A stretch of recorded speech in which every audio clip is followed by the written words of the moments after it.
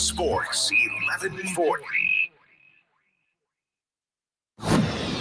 The Carmichael Dave Show. He's on the microphone when he's not on the microphone. He's playing a song, and when he's not playing a song, he's on the microphone, and then boom. With Jason Ross. No, he didn't. Yes, he did.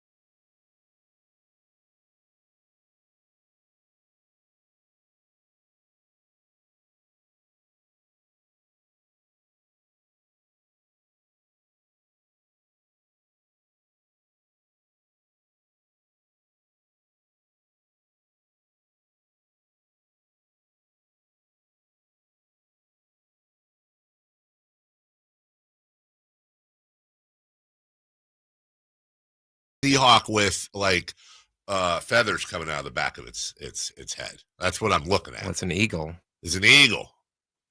Ian? Well, what is Hecho? Hecho. Okay, I just sent you a picture. Okay. Awaiting the picture. Good morning, everyone. When have you seen that before? When have I seen Hecho and Mexico? When have I seen that before?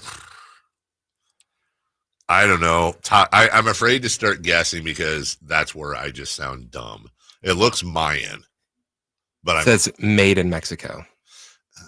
Oh, it's on every single product in Mexico. Is it really that simple? Yeah, it's like made in the USA. Ah, gotcha. Were you, in fact? Made in Sacramento? Oh, yes, you were. It's like made in Mexico. I get it. Good morning, everybody. Jason Ross is at the broadcaster meetings in New York City ahead of that. That means we're getting close. We're getting close to the start of the season. The football season just started. I know. Oh, God. Why is Robert Redford trending? No.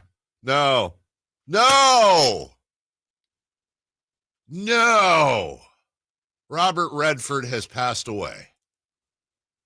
That is not, God dang it. I hate social media because it's on anytime you see somebody who's been around a long time and they're trending, you always get a little nervous. So I clicked on it. Variety reported 37 minutes ago, Robert Redford has died at 89 years old. The Kid in Butch Cassidy and the Sundance Kid, along with All the President's Men and just so many other movies. Whew. You're talking about the trending. Ricky Hatton was trending on Sunday, and I'm like, oh, he's going to the match. And it's like, it's exactly what? I saw the same thing. It's exactly what I thought. I thought, oh, Ricky's going to Vegas. Okay, cool. Always liked Ricky Hatton. He was exciting in his time. Always liked him. He made, anytime he fought in the UK, that place popped. When he came over here, the place popped because they all followed him. That's right, they did. I think that was for what? Mayweather, right? Mayweather and Pacquiao. Yeah. Golly. I mean, not Corrales, Castillo. Yeah. Well, that is a big deal. As I always say, when things like this happen, if there is and you know, again, and I make this stupid speech every time, there is a difference between somebody like Robert Redford passing away and even like a Ricky Hatton or somebody younger. Like Robert Redford did not get robbed. He did not get robbed. 89 years old, lived a full and very, very, very influential life. For the younger listeners, he's the one that everyone confused for Zach Galifianakis in that GIF. You're absolutely right. By the way, including me. No, that me for like forever. Me. I thought that was Galifianakis for sure. And then when somebody said it was Robert Redford, I was like, no, it wasn't. It does not look anything like him. You stupid idiot. That is not Robert Redford. Yeah, it was Robert Redford. Yeah, his what I was going to say is the good news, if you will, about something like this is that you will hear over the next few days, week, whatever. You will hear a ton about Robert Redford, and I always enjoy that part because a lot of people, everyone knows the name Robert Redford. But you'll start seeing clips and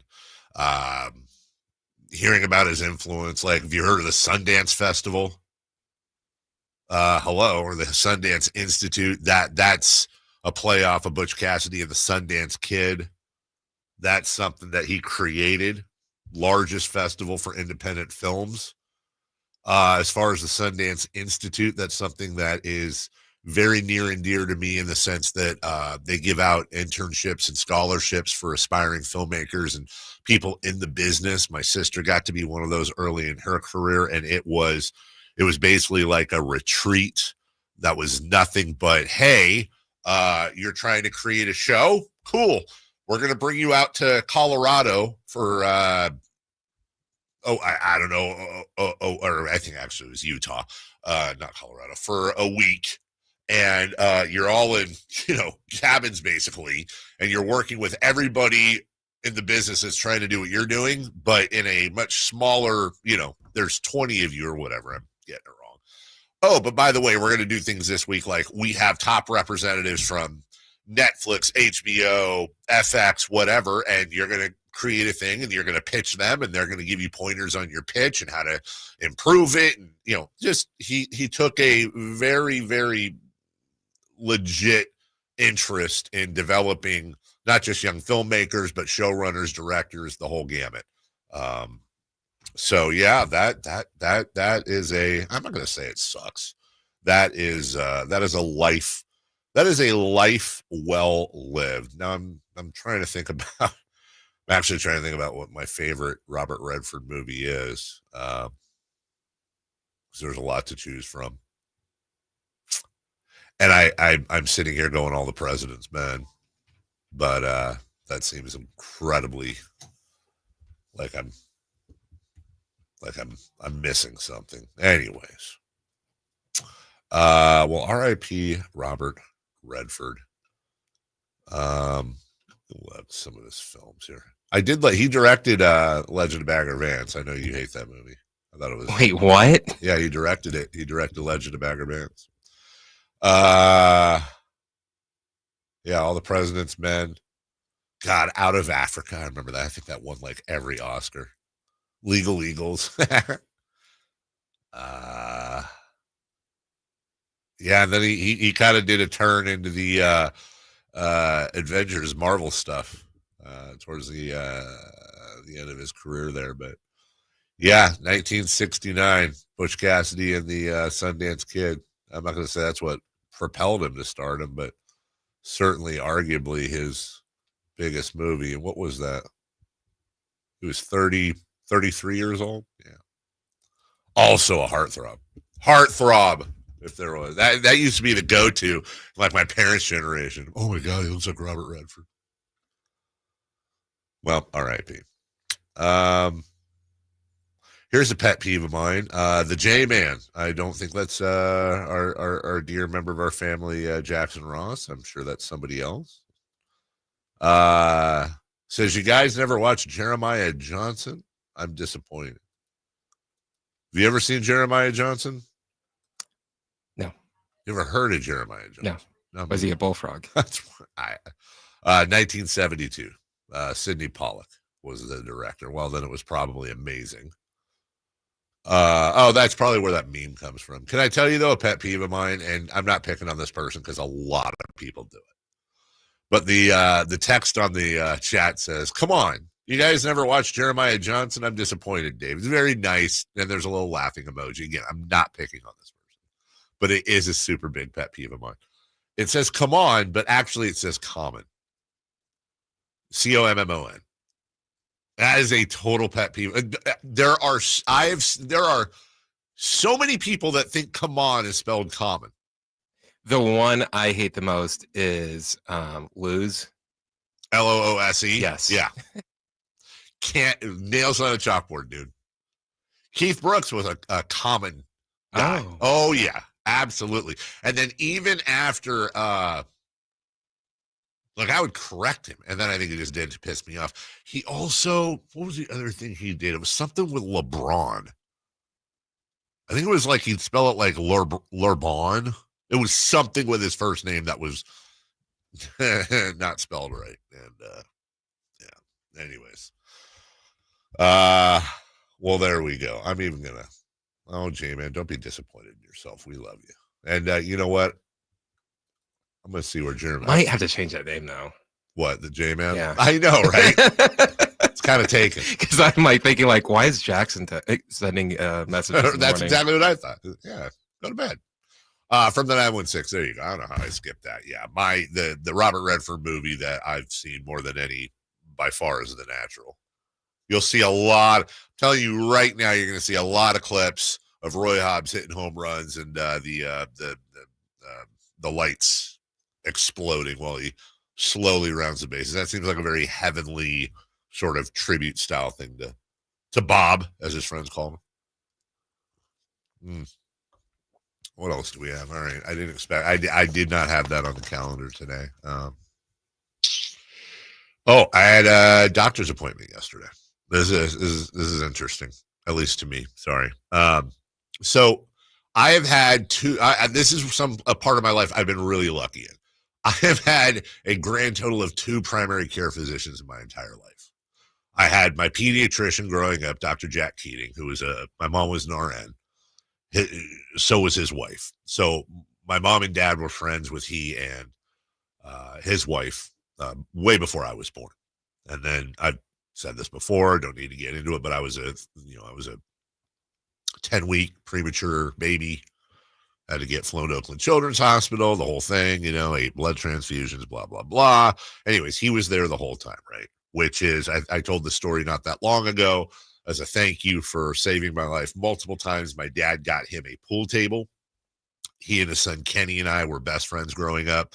That's a gift. Right. Well, I mean, hey, it is, but also I could see you being snarky. It's like, hey, thank you for repeatedly saving my son's life. Here's a pool table. But it's like, that's like, yeah, I know. It was really good. It's better than flowers. No, right? Really good pool table. And the funny thing is that he lived in a nice house, doctors. He's a doctor. He lived in a nice house, not a mansion, but a really nice house in Fair Oaks. And I grew up a lot there. Christmas parties where you have this giant fake frosted Christmas tree and all the kids are running around. Great memories at his place. And we grew up playing the pool table. We played on the pool table. That was our thing. And the pool table that my dad got him. And then he passed, I want to say about 10 years ago. And I think I told the story recently. That pool table, they had no place for it. They downsized his wife and daughter. And I got a call, and that pool table is now in my garage up the hill because can't let that thing go. So the pool table my dad got Dr. Jack, as we called him, for saving my life, is now up being played on at my place, which is awesome. Then after I grew out of a pediatrician, which by the way was like I was like 22, like I did not want to go see anyone else but him. And also, by the way, big giant plastic frog in the lobby. And when you left, you got a lollipop and you got to pick a toy out of the big plastic frog.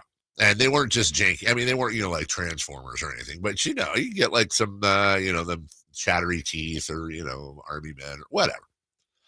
So Then when I finally was too old to see him anymore, I went and got the primary care doc that my mom had, actually. Dr. Beamsdorfer was his name.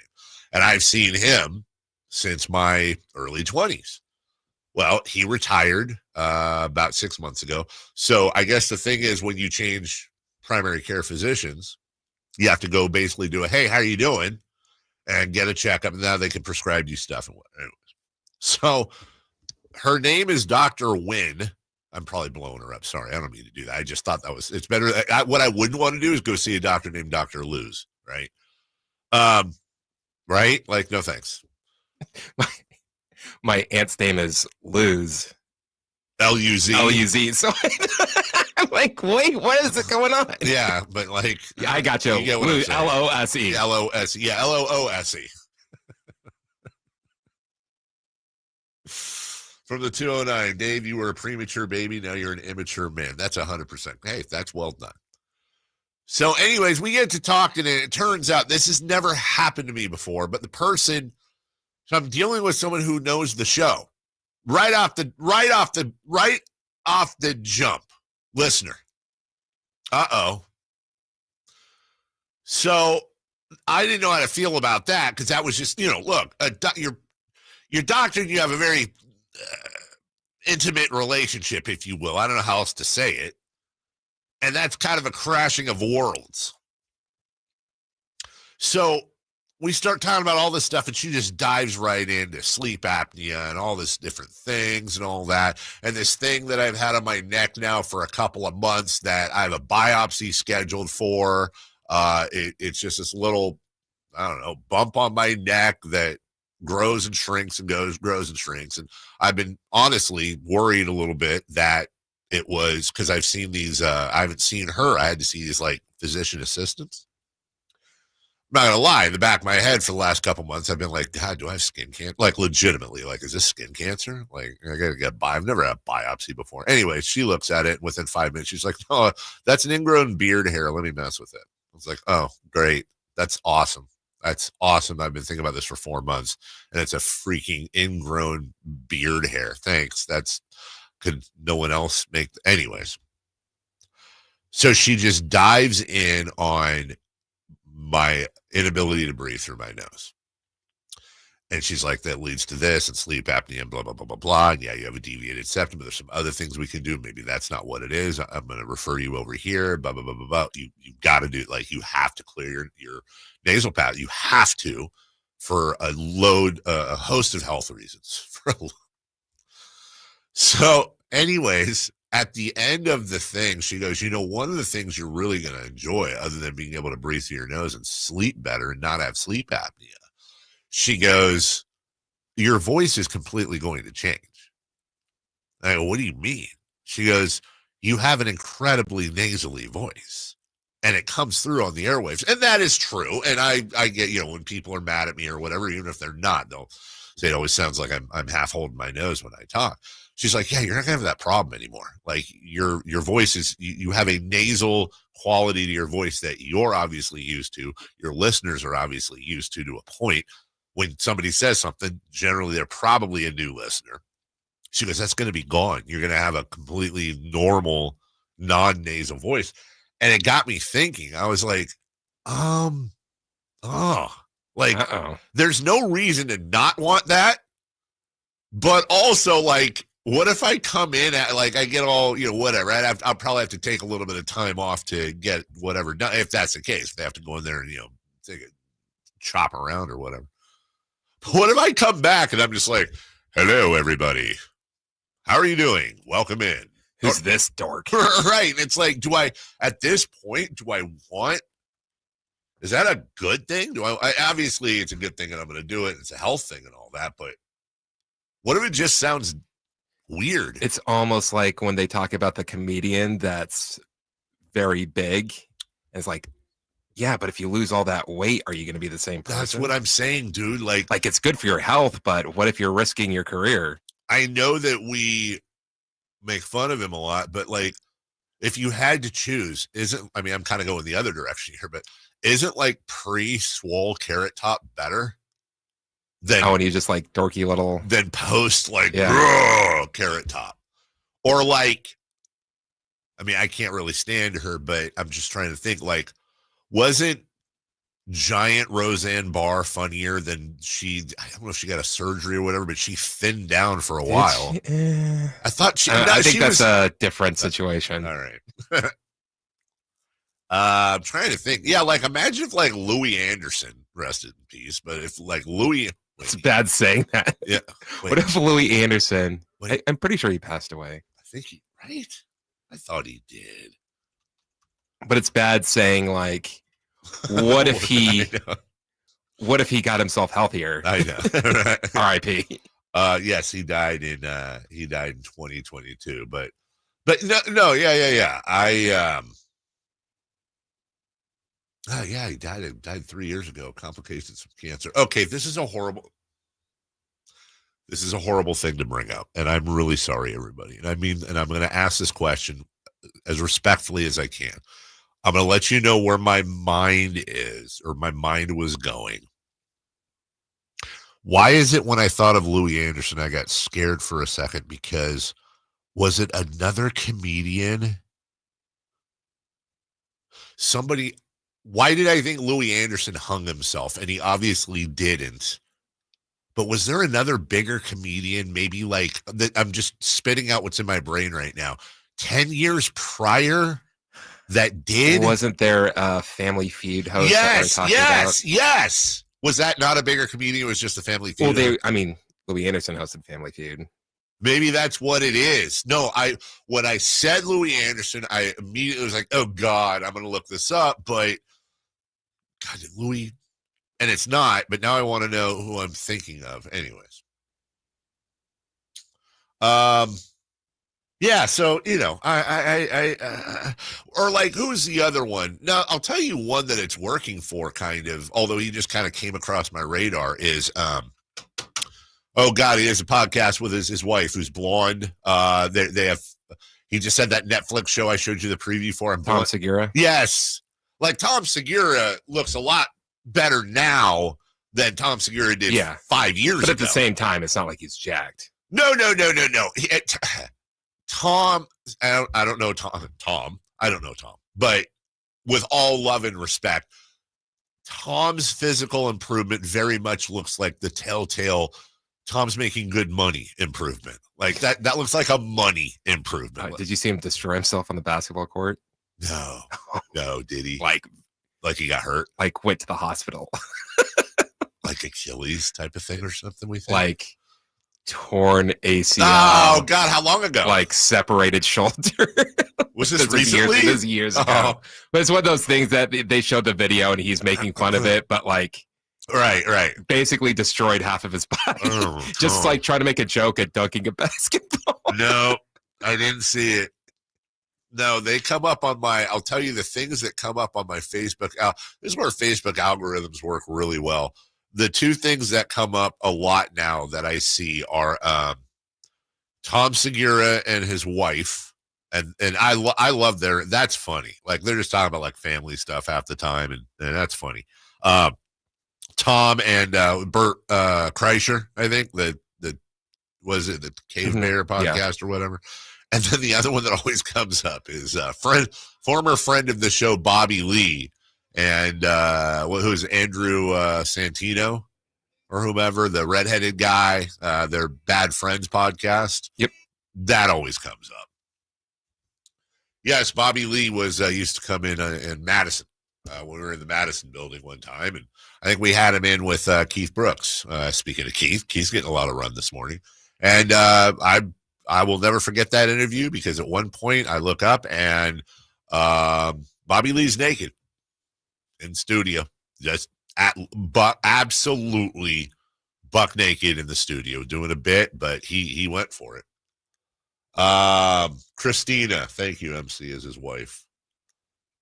Jonah Hill, that's a great example, John. Thank you. Like, good for them getting healthier, but also like feel like one is like young, funny, bigger bone Jonah Hill, and then the other is like slightly thinner, looks like he's in great shape. Oscar nominee, Jonah Hill. He kind of goes like back and forth. He does, huh? All right, we'll take a break. Got a lot to get to today. Matt Barrows will join us at 9 a.m. for Niners at 9. Sean Salisbury just after 8 a.m. for his regular Tuesday hit. Why am I? Is Sean still today? Who did we move a day? Barrows. Barrows, thank you. He's today. But didn't somebody move permanently? Or was that just, did Sean? No. Okay, I'm tripping. I thought somebody moved forward a day or back a day. Raiders fell to the Chargers last night. We'll talk about that. The Bucks and the Texans. We had a couple of Monday Night Football games. The Giants are losing their momentum. And we're going to talk about a lot of things. Tom Brady, Dana White, boxing, and a lot more. But a football-focused Tuesday right here on Sactown Sports. Stay up to date on Sacramento sports. Join the Sactown Sports 1140 newsletter. Visit SactownSports.com. The deals are on now at the model year-end sales event at Folsom Lake Honda, your one-stop Honda shop. Looking to own or lease? Save on year-end models and drive a brand new Accord or Civic. Visit us today at FolsomLakeHonda.com, your one-stop Honda shop. As a family-owned and operated dealership since 2009, customer service is our number one priority. Our customers love doing business with us, and you will too. Folsom Lake Honda. Go to FolsomLakeHonda.com. Your one-stop Honda shop. For over 90 years, Hagen Oaks has partnered with the biggest brands in golf to bring cutting-edge technology to your game. Our one-of-a-kind total game fitting offers a level of experience and precision that is unmatched. From driver to putter, footwear to golf balls, our TrackMan-powered performance studios, 3D footwear scanner, and Ping's Ballnamic ball fitting kiosk ensure every piece of your gear is tailored to your swing. Trust the experts at the Hagen Oaks Golf Super Shop. Total game fitting starts here. Coverage varies by plan. View contracts and exclusions at endurancewarranty.com. If you're driving a car or truck with an expired warranty and suddenly lost your transmission or needed a full engine repair, would a $4,000 repair bill leave you stranded? I'm Danica Patrick. Don't get caught off guard with a vehicle breakdown. Choose the company I trust. Endurance. No matter the mileage, if your vehicle is less than 20 years old, Endurance offers auto protection plans for any budget. Protection on the drivetrain, electrical, transmission, AC, and more. Plus 24/7 roadside assistance and rental car reimbursement on any plan. Endurance handles everything from making the claim to paying the certified mechanic of your choice. Act now and get 1 full year of elite benefits. A $2,000 value, free. Call for your fast free quote today. Call 800-292-4382. That's 800-292-4382. 800-292-4382. Hi, I'm Maria, salon owner. You know the jingle. Now discover the facts about Ozempic, a GLP-1. There's only one FDA-approved Ozempic made by Novo Nordisk. Learn about the real thing. Talk to your healthcare professional today. Call 1-833-OZEMPIC or visit Ozempic.com to view the medication guide and to learn more about Ozempic. Semaglutide injection 0.5, 1, and 2 milligrams.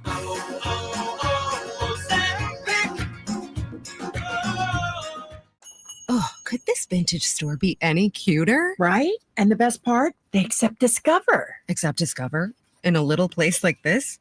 I don't think so, Jennifer. Oh, yeah, huh? Discover's accepted where I like to shop. Come on, baby, get with the times. Right. So we shouldn't get the parachute pants? These are making a comeback. I think. Discover is accepted at 99% of places that take credit cards nationwide. Based on the February 2025 Nielsen report. Summer's wrapping up, and life is picking back up. Early mornings, long days, and a to-do list that doesn't quit. And neither should you. Who has time to slow down due to body pain? That's why there's Aleve, to keep you going. With just one pill, Aleve delivers longer-lasting body pain relief per dose compared to other leading OTC branded pain relievers. Aleve helps keep you moving from sunup to sundown with up to 12 hours of pain relief per dose, so you can keep moving and be ready for whatever's next. Use as directed. Huge savings on Dell AI PCs with Intel Core Ultra processors are here, and they're newly designed to help you do more faster. They can generate code, edit images, multitask without lag, draft emails, summarize documents, create live translations, and even extend your battery life. That's the power of Dell AI with Intel inside. Upgrade today by visiting Dell.com/deals. That's Dell.com/deals. Safe or out? It's time to go around baseball. 3 pitches, 3 swings. It's safe or out on the Carmichael Dave Show with Jason Ross.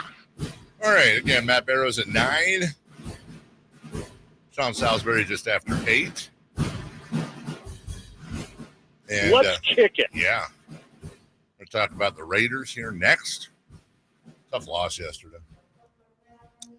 In the meantime, safe or out? Question 1. Are the Giants losing their shot at the wild card? Yeah, they are. Look, we said before the series with Arizona that it's Let me not. tell you about this new. Is that me? Yeah. What the hell? Don't tell me about anything. All right, I'm good now. We said before the series yesterday, it's not like Arizona's just some crap team that, the Giants are going down to beat the hell out of. The Diamondbacks have every bit the chance that the Giants do to get into the wild card. They're also in the race. As a matter of fact, with the win yesterday, they passed the Giants by a half game. So they have their own agenda. But, yeah, they have lost 3 in a row. Now, understandably, the Dodgers came in and smacked them around and took 2 of 3.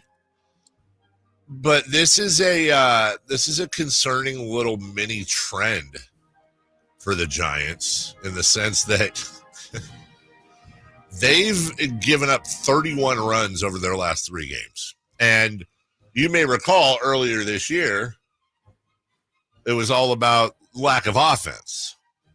Well, now they've got both going on. They did score 7 against the Dodgers on Saturday, but they lost 13-7. And then over their last 2 games, they've lost by a combined score of 18-3. That ain't going to work. Again, you tell Logan, you tell me you're going to give Logan Webb 4 runs in the first inning of support. I'm banking that win. But that did not happen. I mean, you got the 4 runs of support. Yeah, so they need to figure it out because, God forbid they lose 2 or 3 or even get swept by the Diamondbacks. Well, your reward is 4 games in LA against the Dodgers, of which I would bet they're going to go 1-3. So let's say they get 1 in Arizona and they go 1-3 in LA. That's what? That's 2-5. Combine that with the last 2 losses. That's 2-7. Last 2 losses to the Dodgers at home. That's 2-7. You can't go 2-7, even though they've got St. Louis and Colorado for 3 each at home to finish up. It is nice having that Colorado series at home if they're within striking distance. But you got to be within striking distance. So this is a very, very, between now and Sunday, I think we're going to know a lot about this Giants team. They need to figure it out. Question 2, please. Speaking of the Giants, top prospect Bryce Eldridge was called up and went 0-3 at the DH spot. Is it too soon? Absolutely not. And I look, you get to extend the roster in September. Now, if Bryce Eldridge ends up, if they're trying to put a square peg in a round hole and he ends up basically putting them a man down offensively because he's struggling so bad, I'm more worried about that. I'm worried about the Giants getting a chance at the wild card, and let's see what happens. But as far as for his development, absolutely not. Look, he's 20 years old. He tore up AA, got up to AAA, and this is a guy who's a top 20 prospect in baseball, certainly the Giants' best prospect right now. And this is exactly how you should develop the guy. Give him a couple of weeks, which is exactly what it'll be, of major league pitching. Let him see what's going on. And then he goes back down next year, comes to spring training, and has a shot to make the club. Worst case scenario, I mean, not worst case, but odds are he probably goes back down to AAA to start the year. And if he tears that up, boom, he's up. And here we go. If I recall correctly, I want to say that's what they did to Buster Posey when he first came up. I mean, that's a tried and true way of raising your players. And with a guy like Bryce Eldridge, who they're hoping, and certainly it looks like is going to be their first baseman of the future, you want to be careful with this. You want to be careful. You're not going to if coming up, if he goes 0 of 18 and strikes out 17 times, if that crushes his confidence, well, you got a whole offseason to figure it out, plus spring training and minor league pitching. And if he's not able to recover from that, he ain't going to be a good major leaguer because he's going to go through worse stretches than that. I don't care how good he is. So, yeah, bring him up. Let him travel with the team. Let him, sit on the airplane next to a veteran and have them kind of teach him the ways of being up in the show. Give him a taste. And then give him something all summer long, the difference between riding buses in AAA and flying first class on your own plane in the show. Give him something to work for and to see, touch, and feel and taste, and give him that opportunity. I think it's exactly what they should do. Number 3, please. The Phillies clinched the NL East in a wild win against the Dodgers. Is this a preview of the NLCS?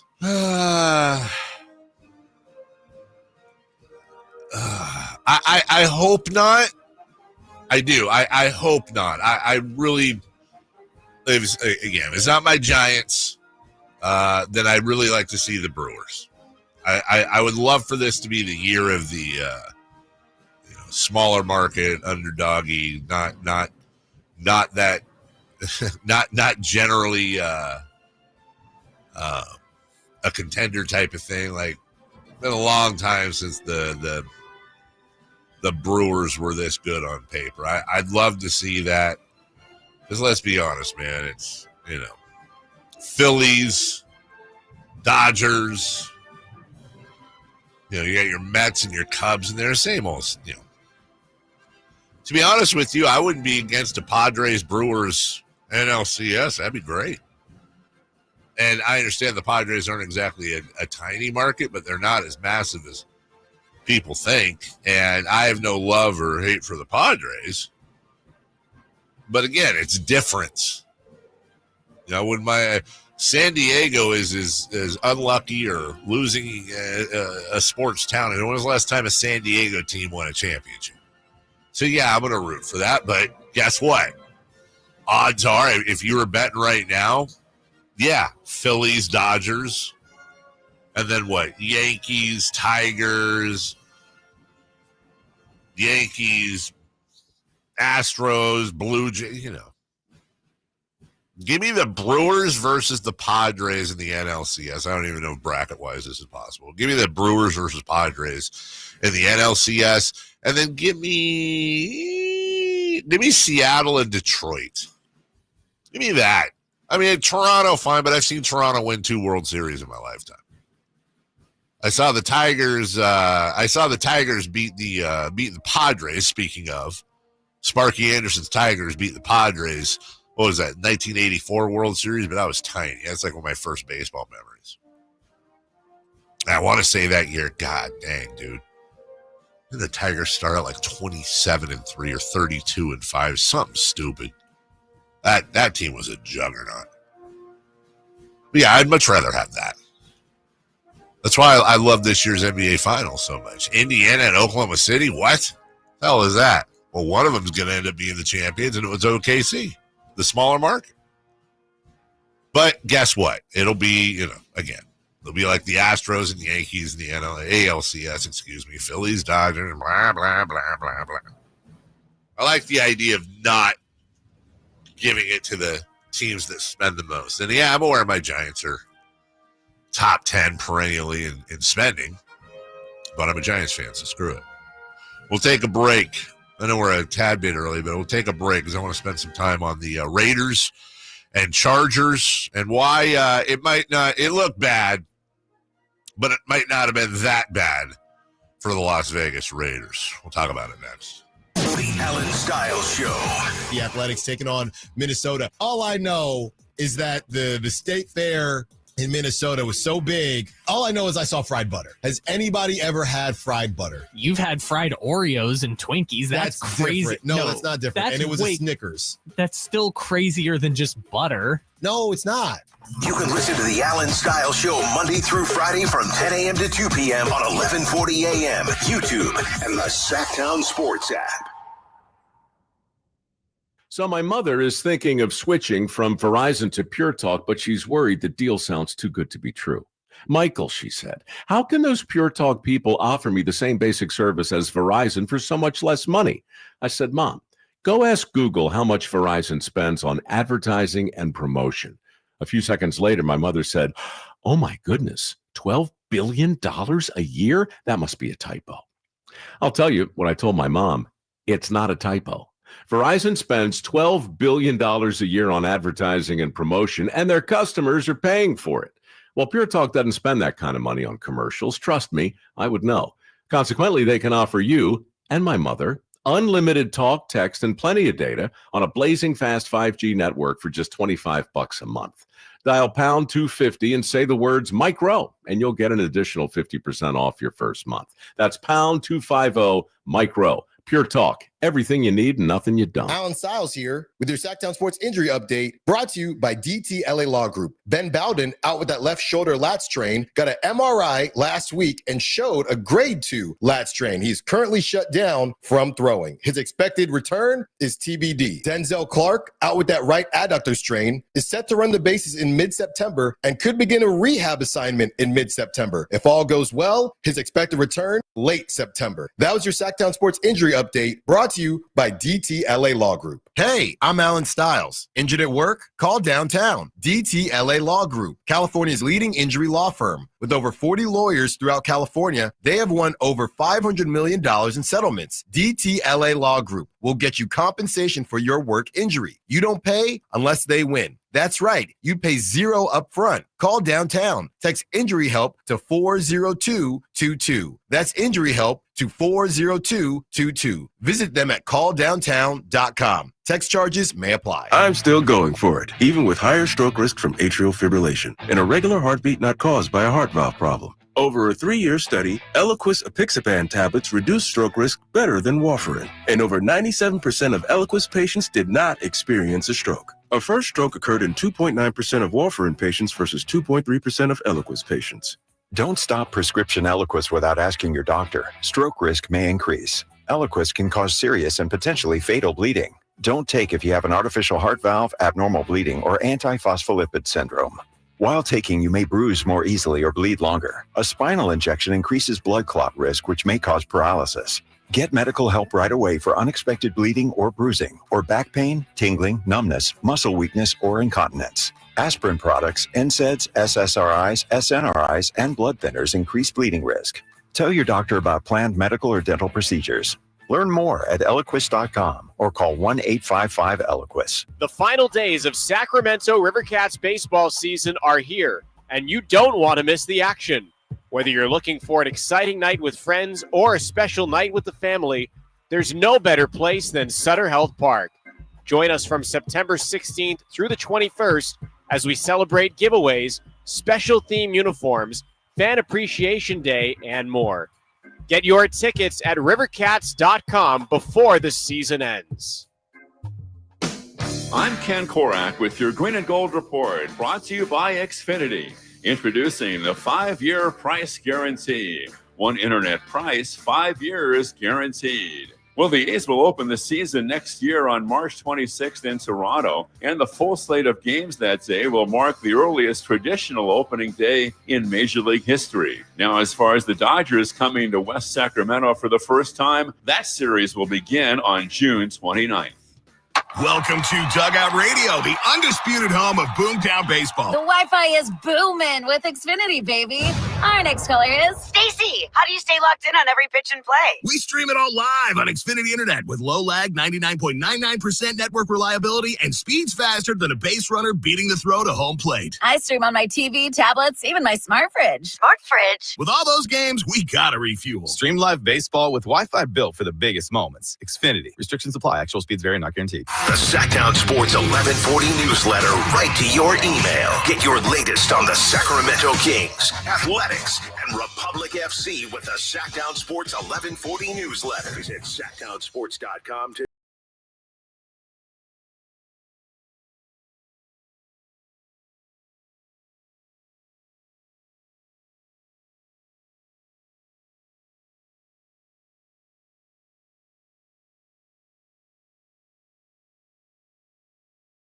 339-1140. On Sactown Sports. That's a nice surprise. We don't do that often. Corey Glover, Vernon Reed, Living Color.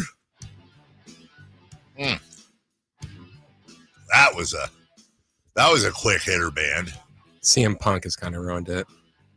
Yeah, see, and I'm not in that world, so for me, this is just a great throwback song. This song was a smash, Cult of Personality. And then they had, Glamour Boys. I always forget their third charting song. I know it starts out with, you can tear a building down, but you can't replace the memories. I can't remember what the hell the song is. Someone will know. 916-339-1140. Text me what the name is. Shout out Living Color, and shout out to the LA Chargers. And I'm not, look, this is going to be straight analysis here. I'm not, I have fun with, poking fun with Raider fans as a Niner fan, but also I've been very clear this year. I like the direction they're going. I like what John Spytek's doing. I love they brought in Pete Carroll. I love they brought in Geno Smith.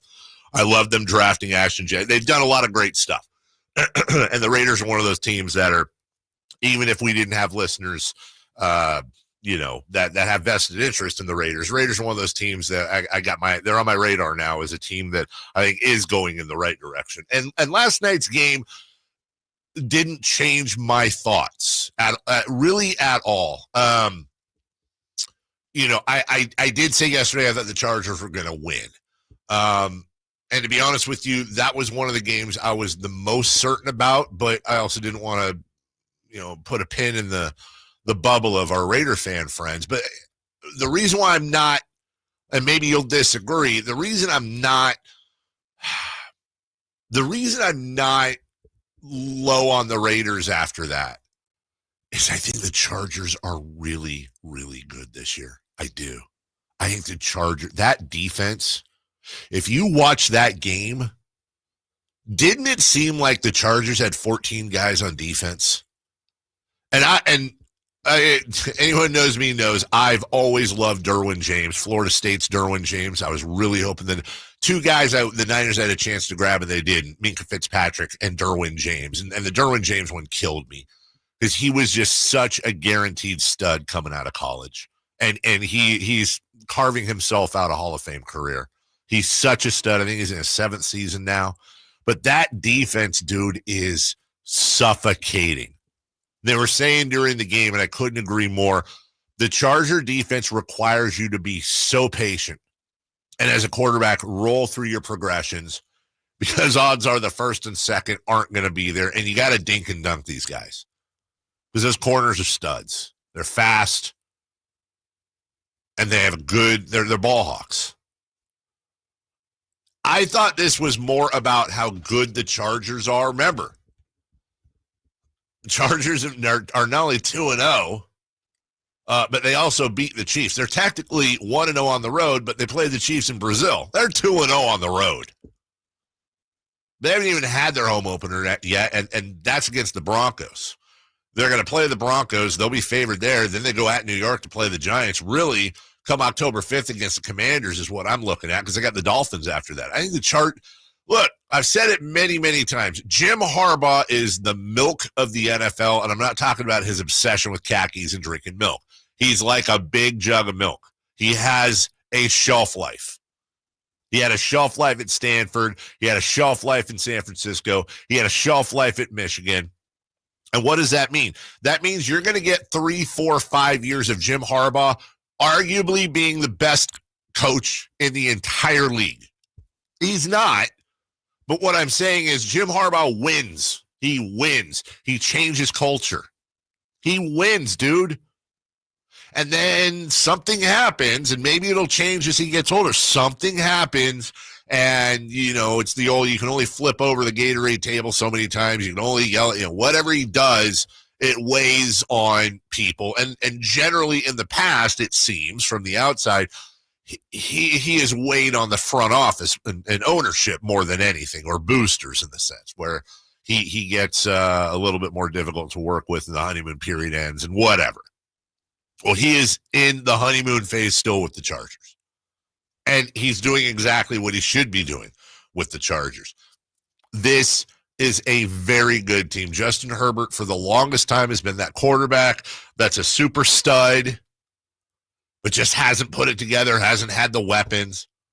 I know Marion Hampton had that fumble yesterday, but Max Crosby absolutely leveled him. Forgive the kid. And as a matter of fact, I only looked at the replay once, but it didn't look like it was a Max Crosby hit that jarred him so much as it was he looked up and saw Max Crosby 2 inches away and just was like, ah!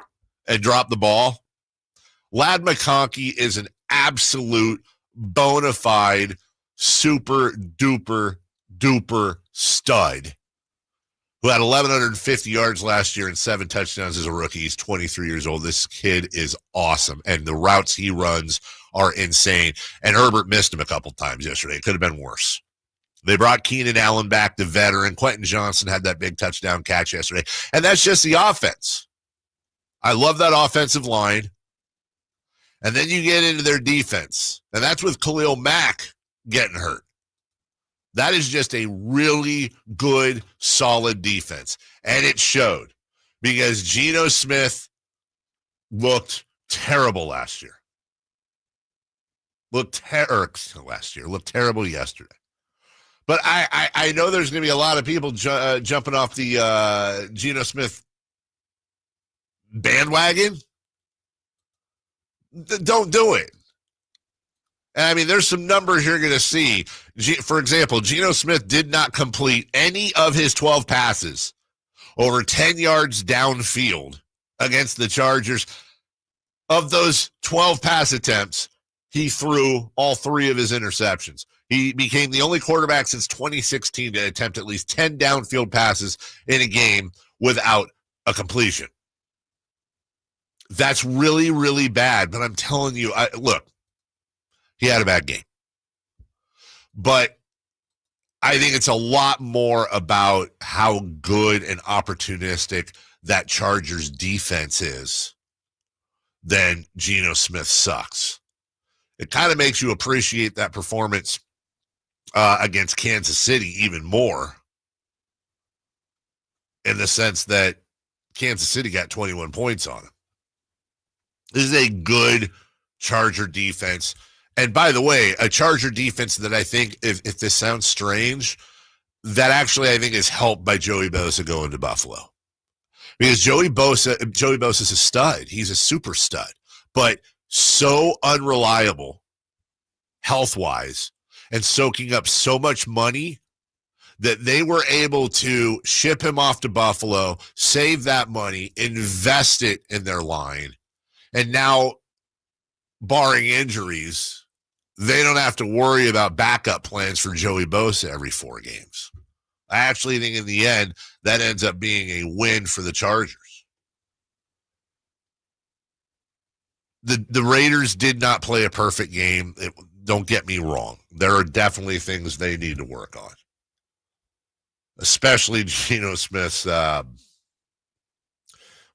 Smith's control, really. Geno takes the snap, play action, and nearly it is intercepted. Deion Henley with it. First play of the game is a Chargers interception. It ricocheted off of Louis Gilman into the hands of Deion Henley. And what a way to start this game. Not completely Geno Smith's fault. It wasn't a great pass, but also anytime a ball ricochets and gets picked, I feel bad. That wasn't the only pick, though. They bring a blitz, and Geno is on the run, scrambling to his right, looking downfield. Caldwell in pursuit, takes a shot downfield, and is that picked off? It is picked off by Tony Jefferson. You say it every time. The guy just makes plays. Wasn't the only pick by Geno Smith. Geno, they rush 4. Pressure coming, takes a shot to the end zone. Popped up in the air, intercepted for the 3rd time. A touchback. I think Derwin tipped it.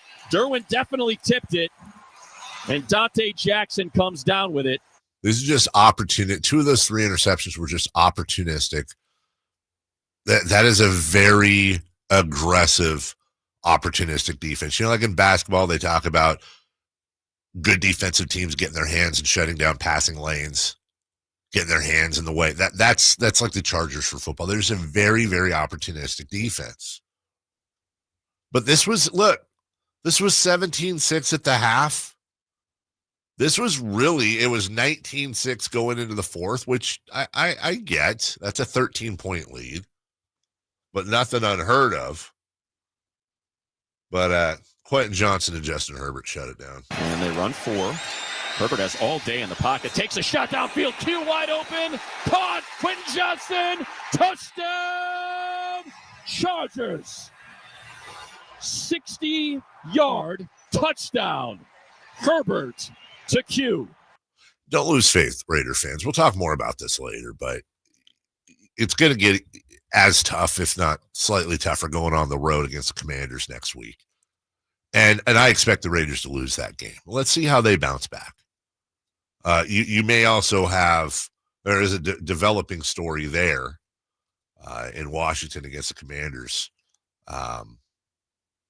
because you got some injury issues, mainly Jaden Daniels, who is listed as questionable due to a knee injury he suffered on Thursday. Now, questionable is not doubtful or out, but obviously if Jaden Daniels isn't under center and you're looking at Marcus Mariota, that's a whole different ball game. But I expect the Raiders to lose that game. Don't lose faith because after that, you got the Bears at home.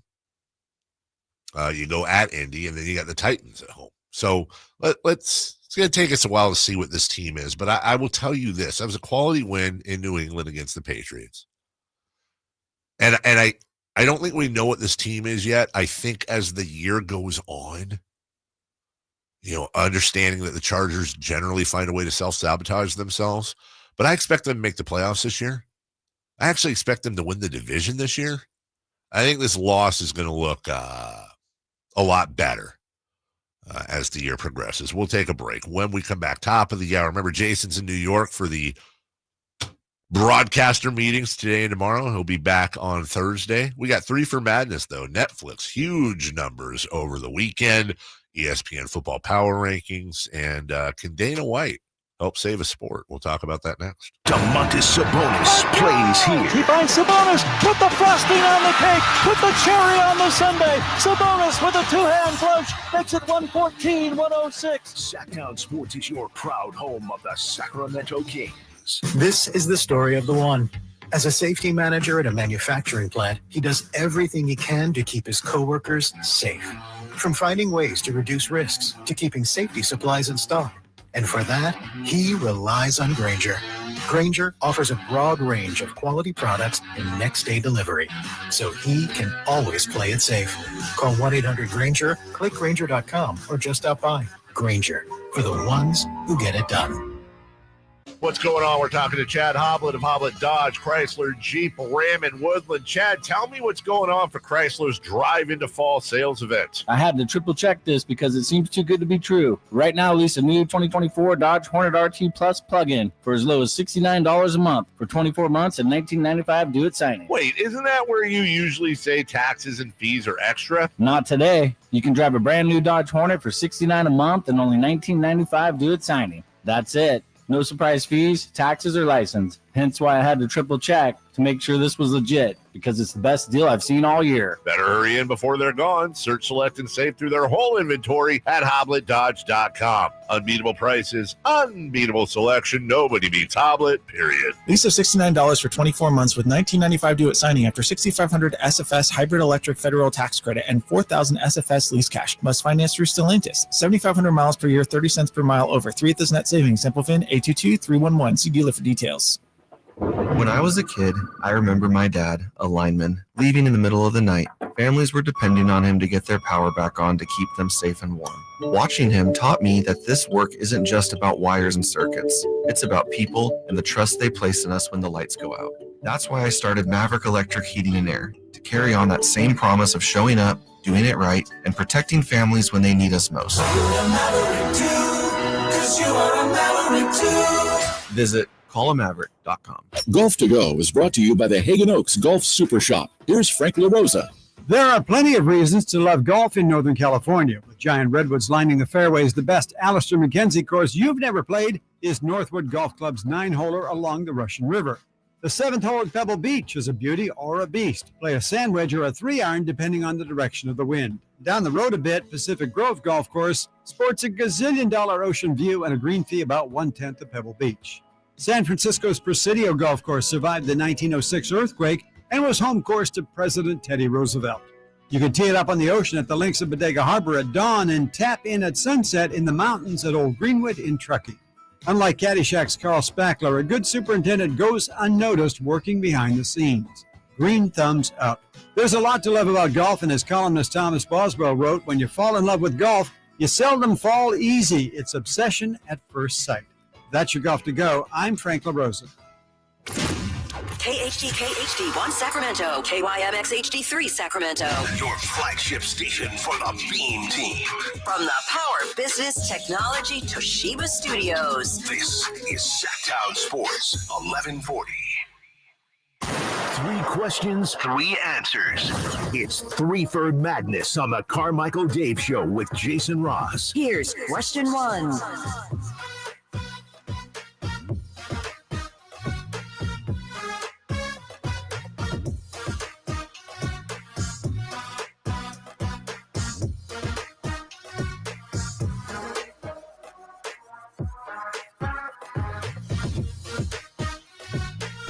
All right. Sean Salisbury in a little over an hour. Matt Barrows at 9 for Niners at 9. Good morning, Christopher Law. It's Threeford Madness. Question 1. Netflix said over 40 million people watched the Crawford-Canelo fight. Does this bode well for boxing? It's a great number, but put it on CBS, ABC, Fox. You have to account for the fact that a lot of people have Netflix. This is not a pay-per-view. Was this 40 million worldwide, or? I think so. I think it was Netflix saying 40 million tuned into their thing. First off, it's 2 of the biggest names in boxing. It is not an everyday thing that boxing gets 2 guys. You could argue they're both a little bit past their prime, probably, and I think you'd be correct, but still at the top of their game, near the top of their game. So it's always fun to get a prize fight like that. And all the stuff, look, boxing's never had an issue getting stars out for big events. You had Vegas, Allegiant Stadium, which shout out to the stadium crew. It's always amazing. Changing that in 48 hours, less than 48 hours from a boxing setup to a football setup.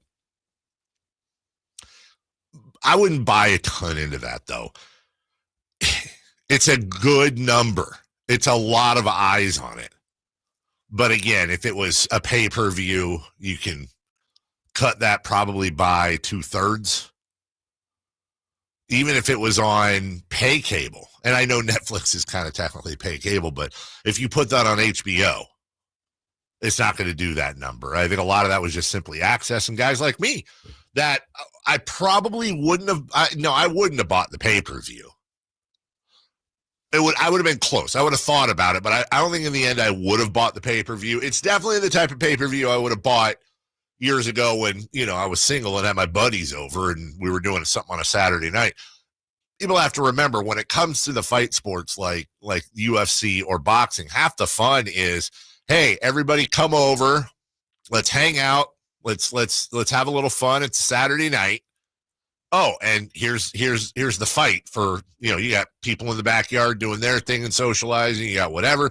But for those who want to watch the fight, it's kind of like a party center, if you will. That's part of the function of these fights.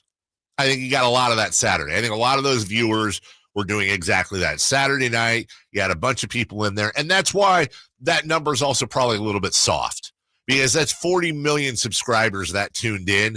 That doesn't mean there's 40 million people there. I would add another 10 million to that, because you're going to have houses that have 5, 6, 7, 10, 20 people there that you don't account for. Now, not all of them were me and my son watching when my wife was out of town. It was, it's a group thing.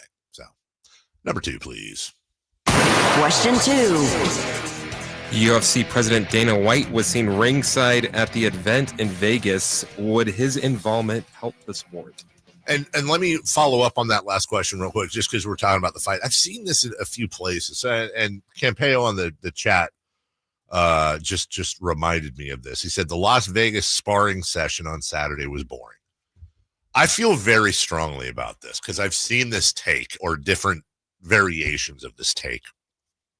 And by the way, I'm not going to rip on him. That's his opinion. And that's what everybody has their own level of enjoyment and what they think is just like movies or music. It's incredibly subjective.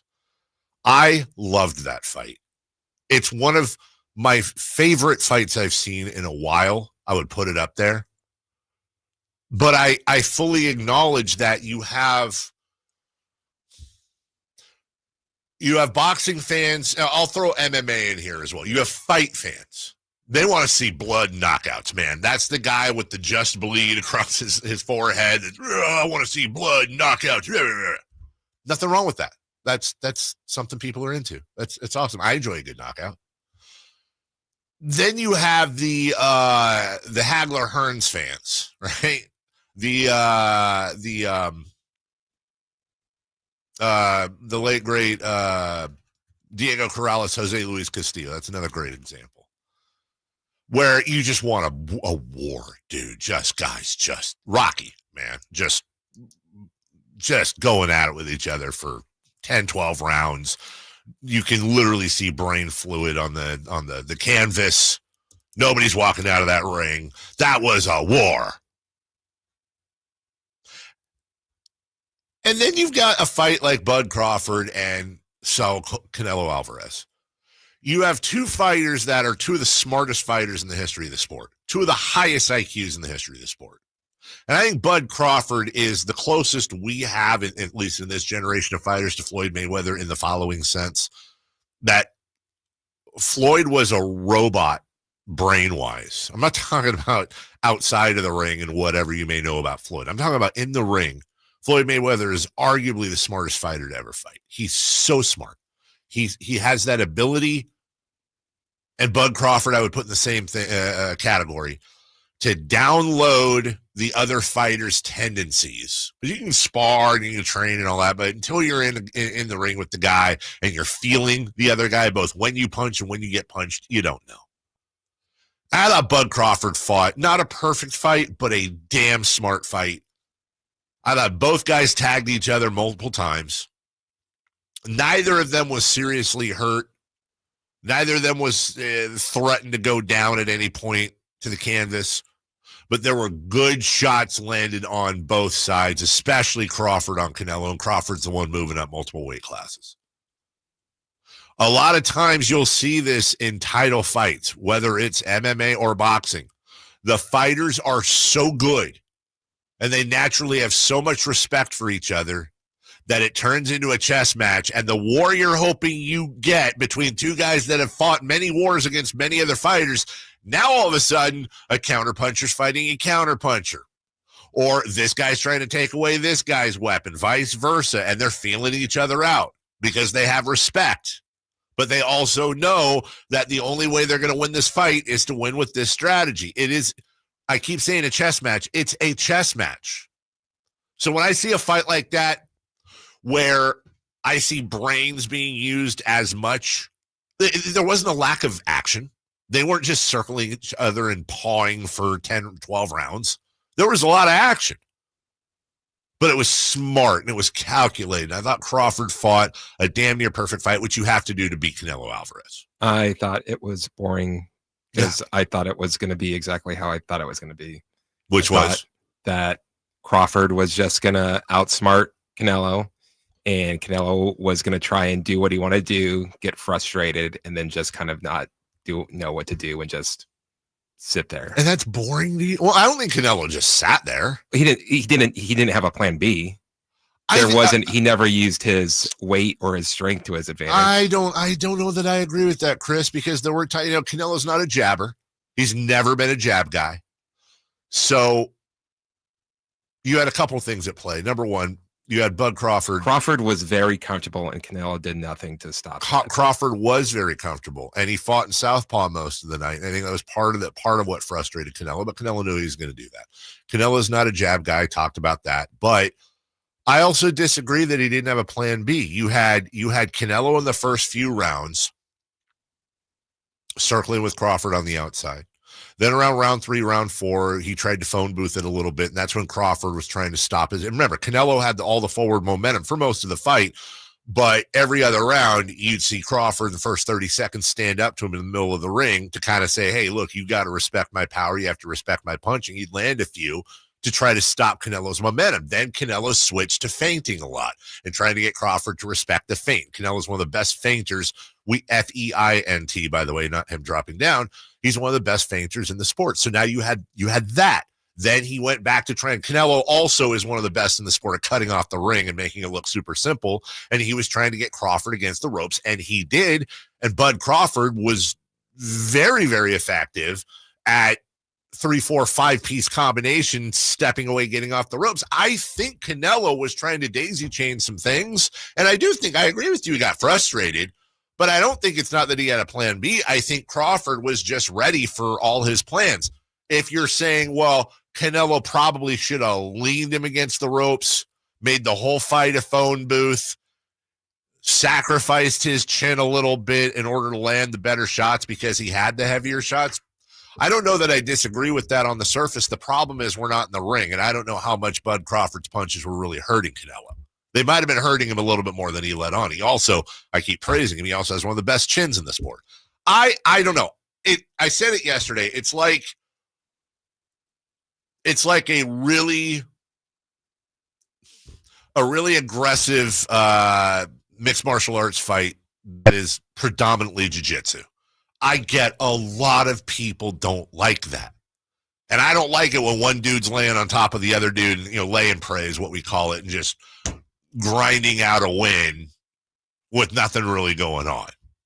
But when you got, and I'll use the term daisy chain again, when you've got these two jiu-jitsu players going at it on the canvas in the octagon, and they're chaining together this move, that move, they're constantly moving their strategy. Again, it's a chess match, but I'm also the guy that likes sacrifice bunts and moving the guy to third, and then a sacrifice fly getting him home, manufacturing runs, double switching.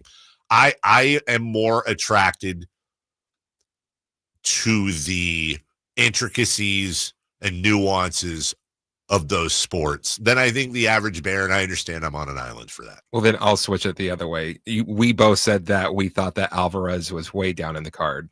We thought that the judges' scorecard was much closer than what we thought it was. Yes. At any point, did you see any desperation from Alvarez in the final rounds? I didn't, but I did not. But I think there's two things that could be at play, and I don't know. Number one, I don't think his corner got in his ear enough. I think the corner thought it was a lot closer than it was. I didn't hear any, and they went to his corner every single round. I didn't hear any, you're behind. You got to let your hands go. I didn't hear any of that in the corner, and I don't know that the corner served him as well as they could have. Also, a lot of times people will naturally say, like you just did, where was the desperation? I hear you, but we don't know how close, we don't know how hurt he got. We don't know how close he was to going. We don't know how much Crawford was hurting him. I'm just presenting this. I don't know this, but what if he's like, dude, I would rather lose a decision in this case than go out flat on my face. Now, you and I can both agree we'd rather have the fighter that would leave it all in the ring and go out flat on his face. But, there's a business aspect of it, too. Not that Canelo was thinking this, but, I would love to see a rematch. I really want to see a rematch. And that's if there's a rematch, I think it'll go this exact same way. I don't see anything. I don't disagree. I would say I think they're both great fighters. I think I don't think that Canelo can outsmart Crawford. I don't think he can either. I think the only chance for Canelo to win the fight is he's got a bully. Canelo would have to understand that he might get beaten, bloodied, and knocked out, but he's going to go out. It's got to be one of those, I'm going to go out on my sword fights. I'm going to get this guy in the corner, and I'm going to take 3 of his shots for every one that I land, but mine are going to be more effective, and I'm hitting harder than he does. he can't play, Crawford can't play that game and trade 3 power shots to 1. But I get it. Okay, sorry, your question was UFC President Dana White was sitting ringside at the event. Yes, he was front and center. Would his involvement help the sport? Dana has talked about getting involved in boxing since he did his weekly spots on my night show. That's how long it goes back. And one night, we had a really good extended conversation on the air about him and boxing. That he's actually, he's born and raised a boxing fan. That's his thing. His love for boxing is since he was a kid. And he correctly believes that boxing for the longest time has been arguably the most, boxing and FIFA are probably the 2 most corrupt entities in sport. And we're talking about the WBC, which is the most corrupt of all of them, going back to Jose Suleiman and now his son running the league, if you will. You have all these alphabet belts, and you have all these fighters that, for example, let's take last weekend. You have Bud Crawford and Canelo Alvarez that are both in their mid to late 30s. Canelo had 2 losses. Crawford was undefeated. They're finally facing each other. We saw the same thing with Manny Pacquiao and Floyd Mayweather. How many times have we seen guys not face each other until they're 36-0 or whatever, and they're 36 years old? I would have liked to have seen Deontay Wilder and Tyson Fury in their early 30s or late 20s. I would have liked to have seen Pacquiao and Mayweather in their late 20s. And whether you agree with it morally, whether you subscribe to things Dana White does or does not believe in, put all that aside. If Dana White could somehow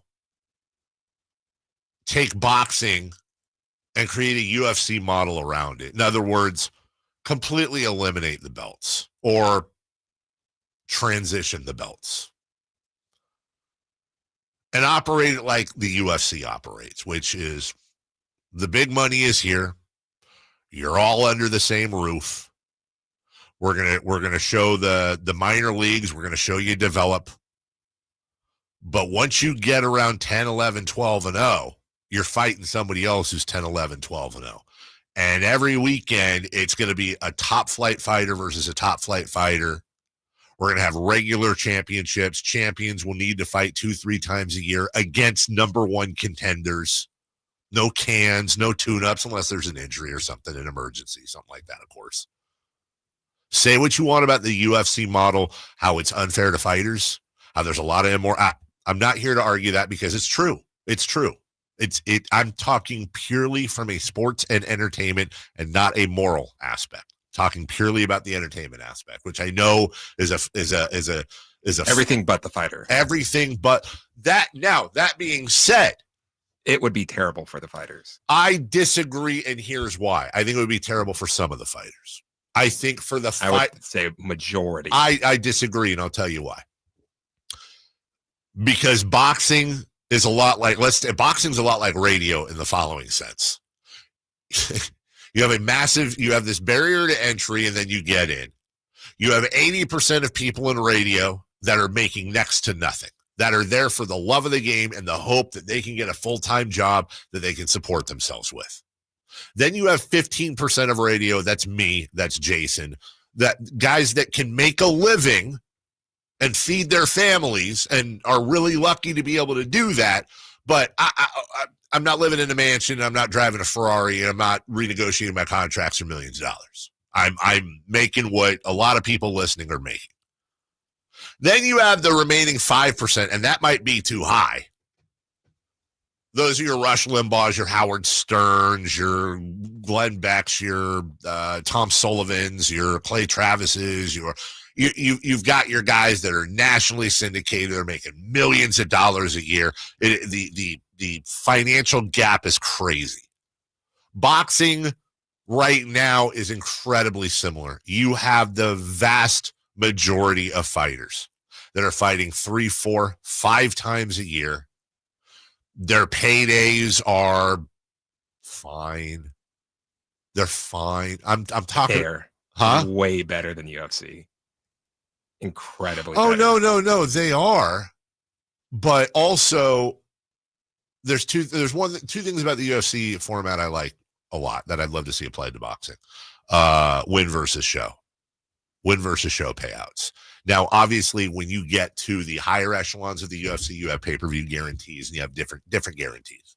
But generally, what does win show mean? That means that if Chris is a middle of the pack fighter and he's fighting on this weekend's card against me, and I've been around, I got a little bit of a better record. Let's say Chris's purse is going to be, it's $50,000 to fight. And if he wins, it's another $50,000. Plus you have fight of the night bonuses and all that. Blah, blah, blah, blah. And I might be like 75-75. And if I was a champion, I'd probably be like 225, depending on the champion. I'd be like 200 and 200, but I'm also getting like a 1% of the pay-per-view and I get a guarantee or whatever. Whereas boxing, you get the same purse, win or lose. I do like incentives other than just career advancement. I like financial incentives for winning. I also like the idea of financial incentives, major financial incentives for being the most exciting fighter on the card, for knockout of the night, things like that. I wouldn't mind seeing that come over to boxing. What I think would happen if you did that is I think the days of the $50-60 million a fight super fighters, I think those would not go away, but come down massively.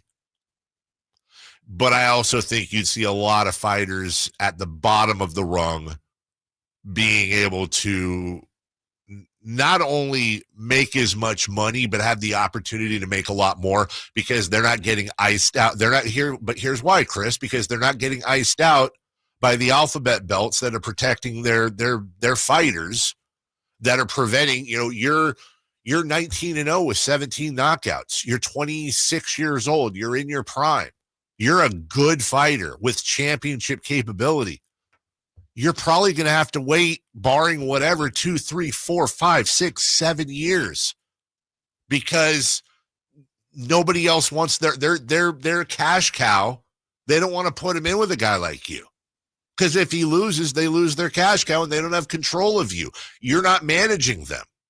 If everybody's under one roof, there's no incentive to protect anyone.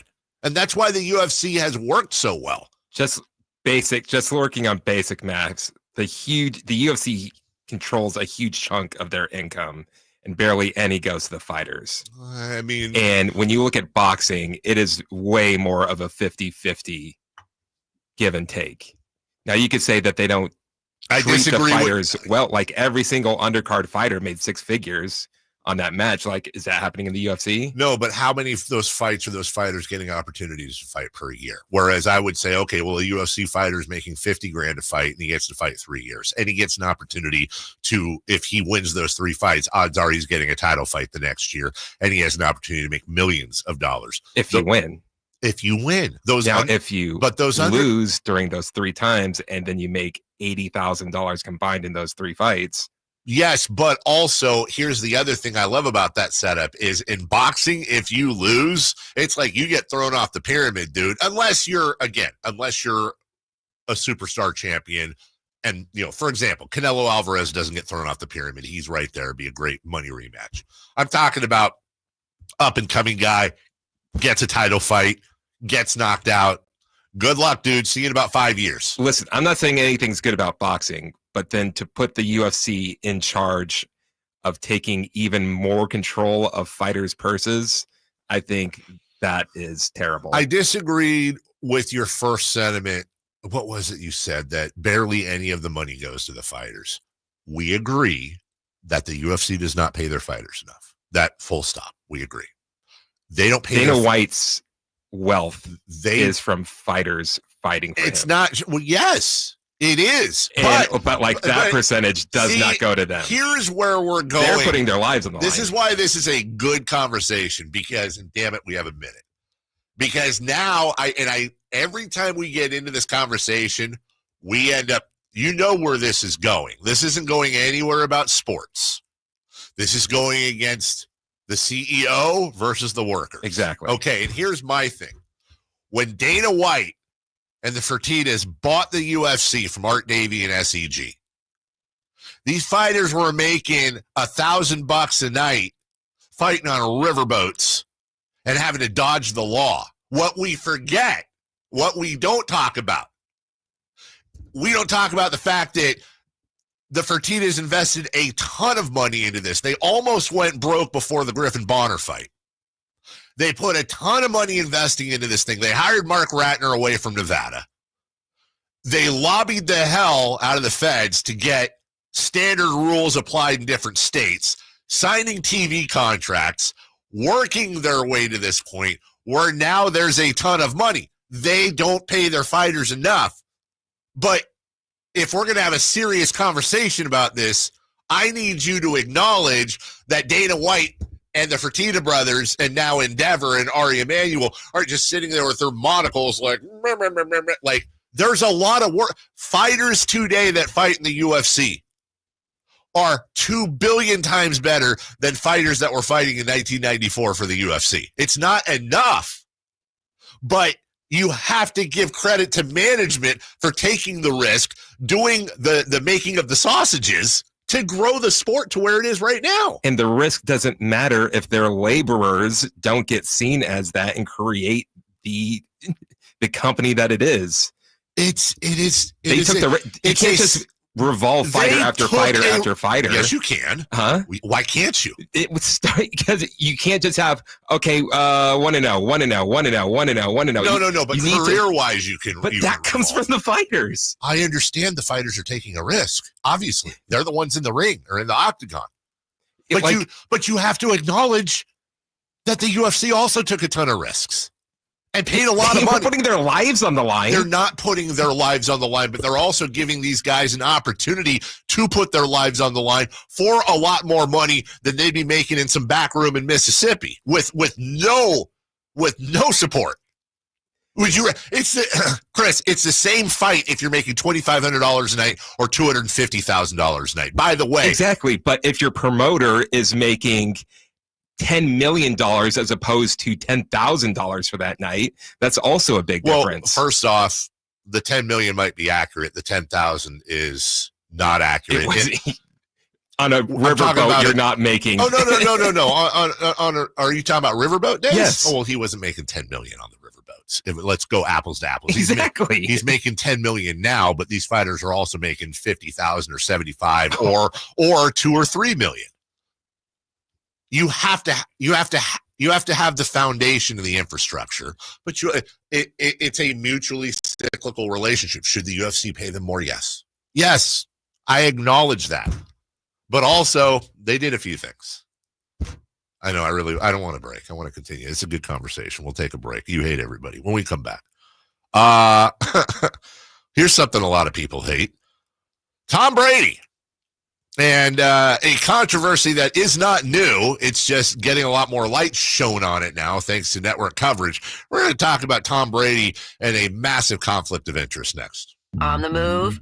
Got somewhere to be? Take Sacramento Kings basketball with you.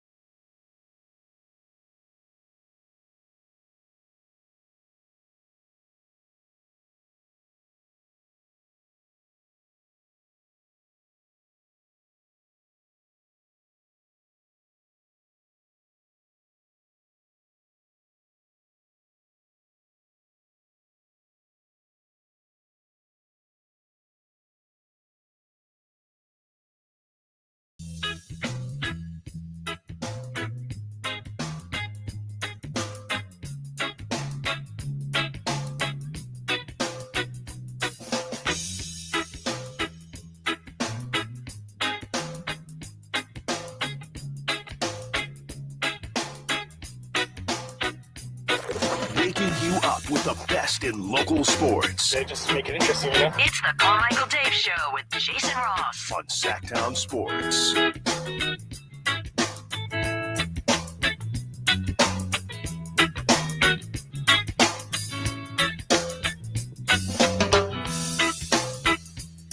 Welcome back. From the 916, Dana White is a POS and exploits his fighters. Stop defending him. The fighters built the UFC, not Dana. The Gracie family built the UFC. Dana bought a product that was already a gold mine.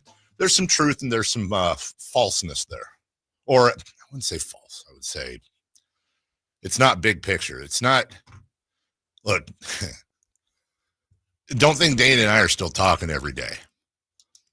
And I got plenty of issues with Dana White. This isn't about that. The fighters built the sport. This is a chicken and egg. Yeah, fighters built the sport.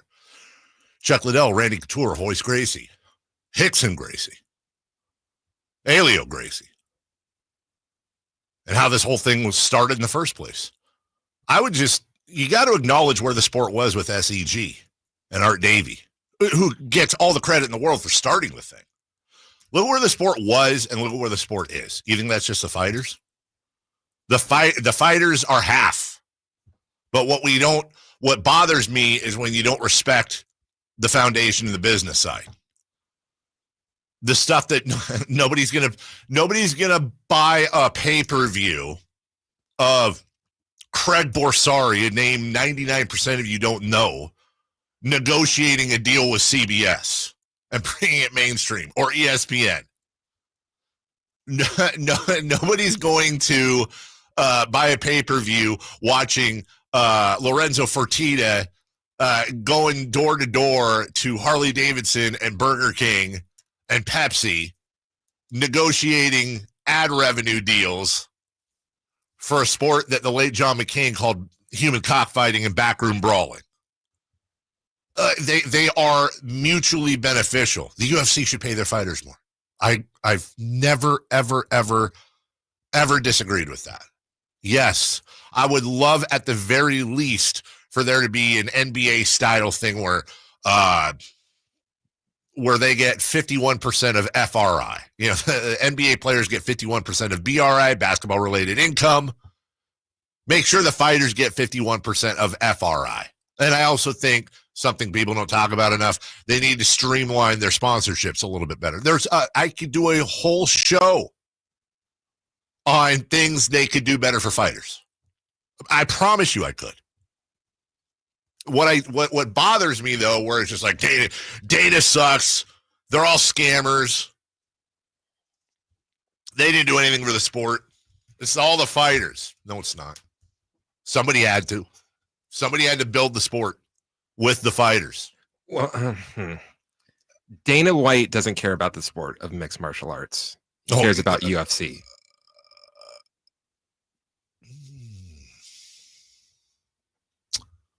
What do you think about I could say the same thing about. Hold on. Let me think. It's an interesting thing you just said. I think Dana White. I think it's a layered statement. I think Dana White ultimately cares about mixed martial arts in the sense that he believes if the UFC is a monopoly, mixed martial arts is better off. It's nuanced. When you had Pride Fighting Championships, which I loved, arguably more than the UFC. When you had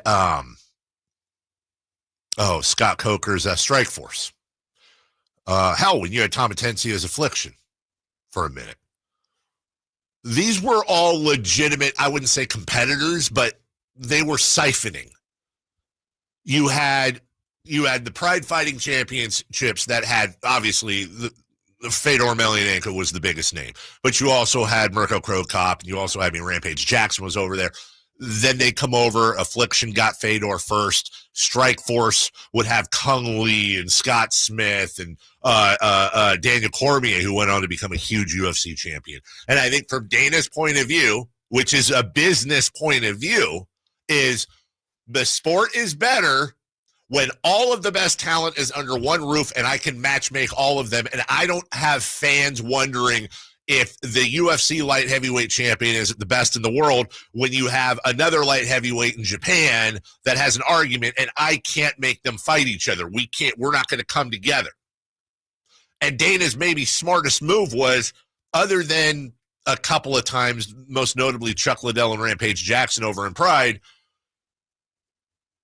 he never would agree to, like, for the longest time, they tried to get Fedor, without being in the UFC, being able to fight for the championship. And he never agreed to any of that.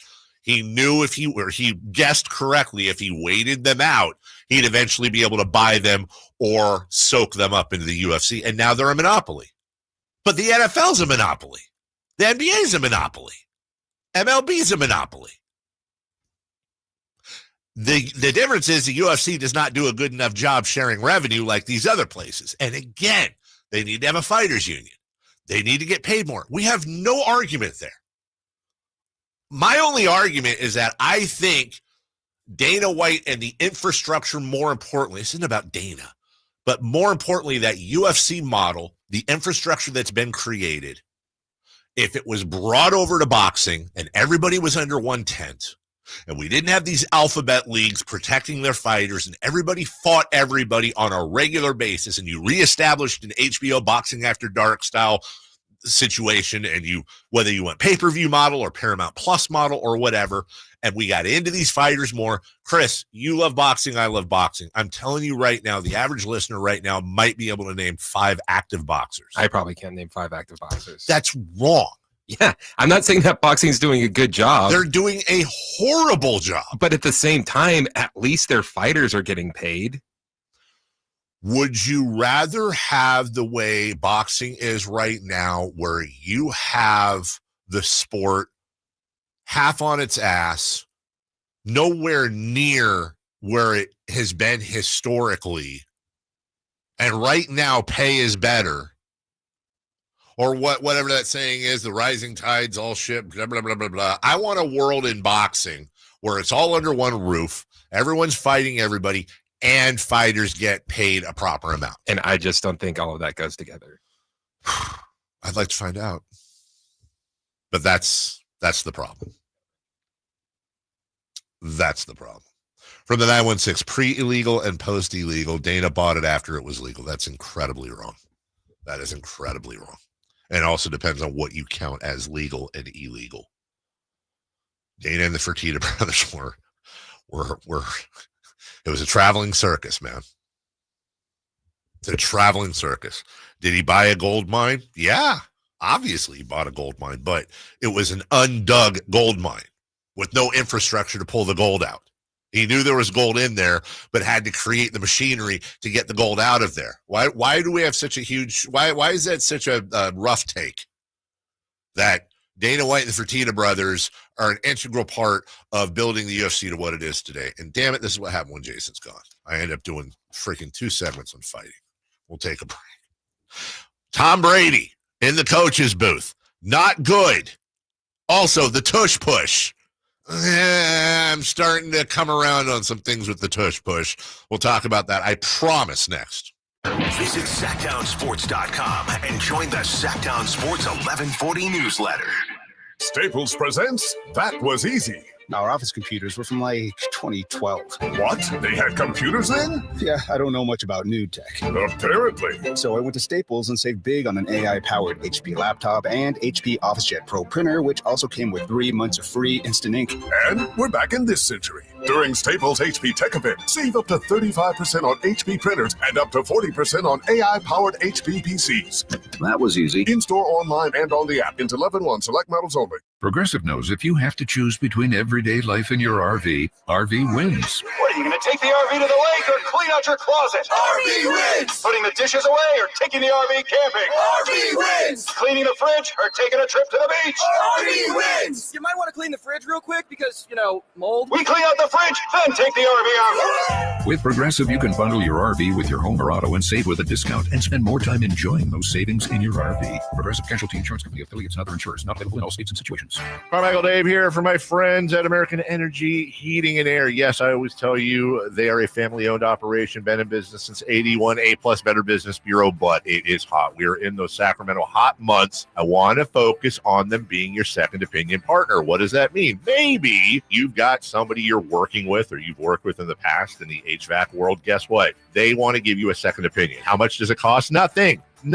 You call them up and say, hey, can I get a second opinion on this deal? They come out and they either say, wow, that's a great deal, you should feel better about that. Or they say, we can beat that price. And usually they're going to beat it by a lot. Guess what? You just saved money and it didn't cost you anything to find out. It's a no-lose situation. Go with a trusted company. American Energy, 916-520-9990. That's 916-520-9990 or AmericanEnergyAir.com. Jingle singers, take it away. Call 916-520-9990 now.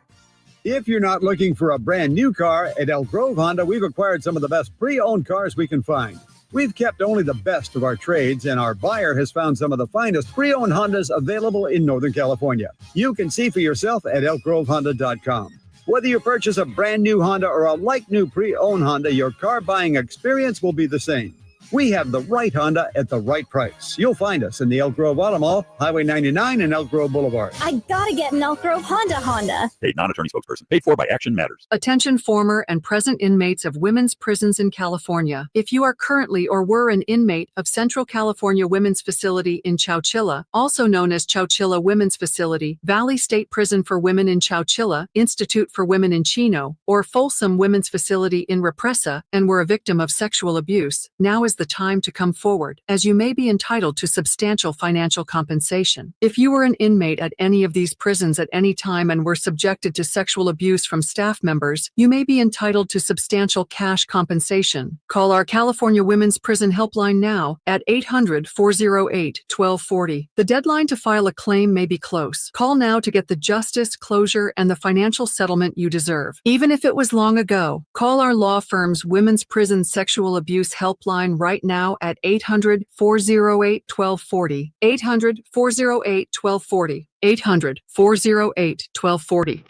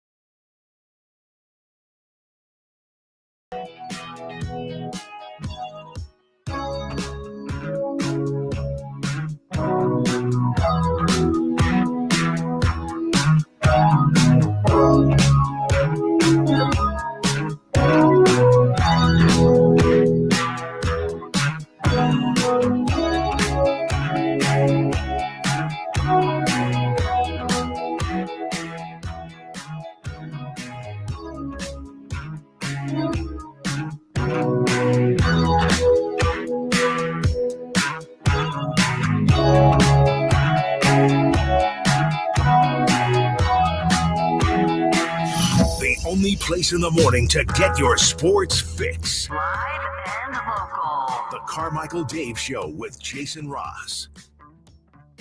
So yesterday, during the Raider-Charger game, they showed Tom Brady in the broadcast booth, in the coach's booth with a headset on. Obviously, at the very least, hearing the play calling and being on that same channel.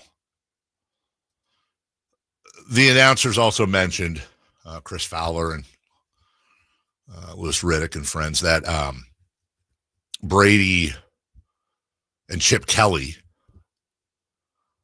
Raiders assistant, would talk 2 to 3 times a week, and Chip would bounce stuff off of him. Tom Brady is also not only a partial owner of the Raiders, but he is on the #1 Fox team broadcasting. Now, this is nothing new in the sense that Tom, we knew this going in when he took his ownership position after he'd already signed that huge deal with Fox post-retirement. We have talked about the conflict of interest, but now it's at a point where, sometimes things have been bad for a while or not right, and then light gets shined on it, the big disinfectant, sunlight. I would really hope the NFL this week, and to be honest with you, this is the responsibility of the other owners, because Mark Davis ain't going to do it. If I own a team in the National Football League, for example, the Bears, okay, in which Tom Brady is going to be a part of, I think this weekend, maybe he's on that call. And then the Raiders play them next week. Now, look, Raider fan, I promise you this isn't me coming after you guys. Yeah, Cowboys Bears on Fox this weekend. I believe I read that Brady's on the call. Okay. You can't have him in the coaches' meetings the week before asking questions like, well, how would you stop this guy? And, what's your favorite defense? Blah, blah, blah, blah, blah. While he's simultaneously talking to the offensive coordinator of his team that plays the same team the following week. Now, look, I'm not trying to do Mr. Conspiracy Guy. A lot of the questions he asks, I'm aware, can be asked at press conferences, and many are publicly available, and everybody can watch film. And I'm not saying Tom Brady's going to pick the key for everybody, for the Raiders to win every game. What I'm saying is it's improper. It's a bad look, and it's incredibly fixable. Tom, you can't be in the coaches' meeting. That doesn't mean that his partner on the broadcast can't share with him notes. And I understand it's a squirt gun and a forest fire, but it's a bad look. And I'm a Tom Brady fan, and I respect him, and I think he's arguably the greatest football player of all time, certainly the greatest quarterback, certainly the most decorated quarterback of all time. And we've had segments on this show before where we've broken down that he literally played 3 separate Hall of Fame careers if you cut his numbers into thirds. 3 Hall of Fame careers. I'm not a Tom Brady hater. But you're also talking about a guy with the Spygate thing, and there's been impropriety before, and blah, blah, blah, blah, blah, alleged or not. And if I own a football team, and I know that there's another football team out there we might be playing this year that gets to be in team meetings, if I'm the owner of the Bears, and Tom Brady is going to be in my coaches' meetings this weekend, he's going to be meeting with our coaches, and I know we're playing him the following week, I'm calling Roger Goodell. I have a problem with that. It's a huge thing.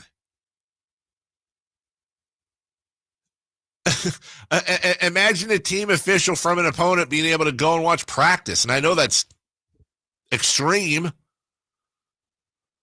but these teams specifically scheme for things, and there's more you can get than just off of film. I'm not trying to say crazy unfair advantage, but I'm saying it is not a fair advantage. It's very simple. Just if he's going to do the broadcast thing and he's going to be hands-on involved with the Raiders on the field, then he can't be in the meetings. That's it. Judah in the chat says, "Who cares, man? I don't get this. I don't know how to explain it better. It's not a proper thing. It's a thing.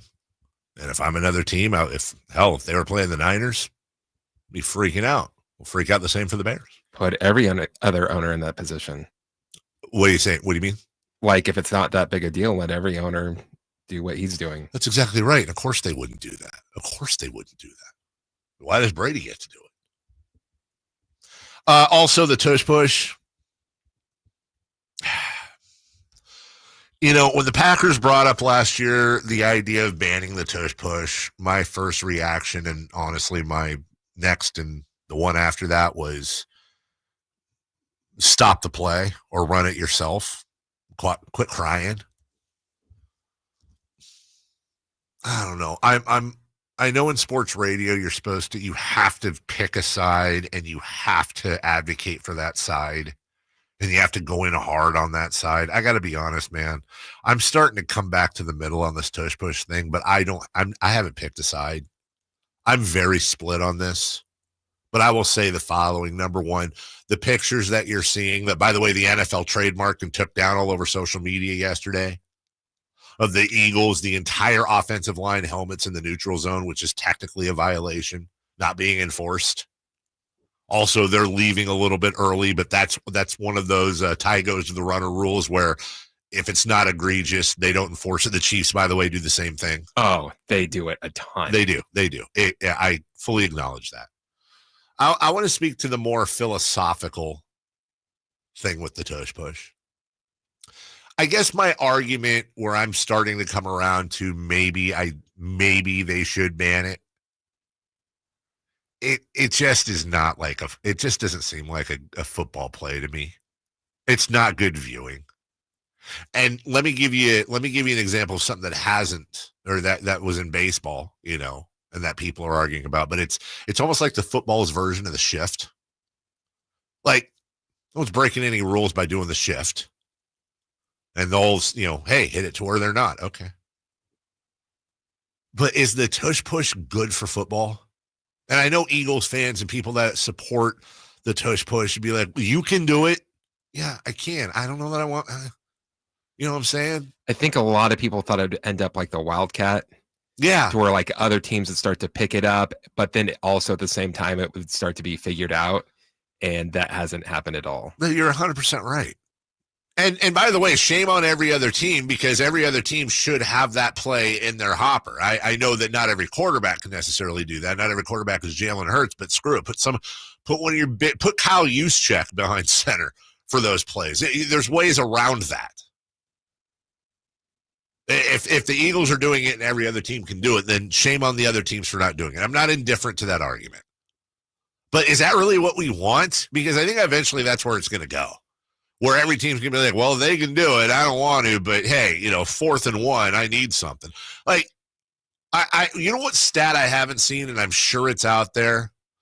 What are the average yards gained by the Eagles for the tush push? Number one.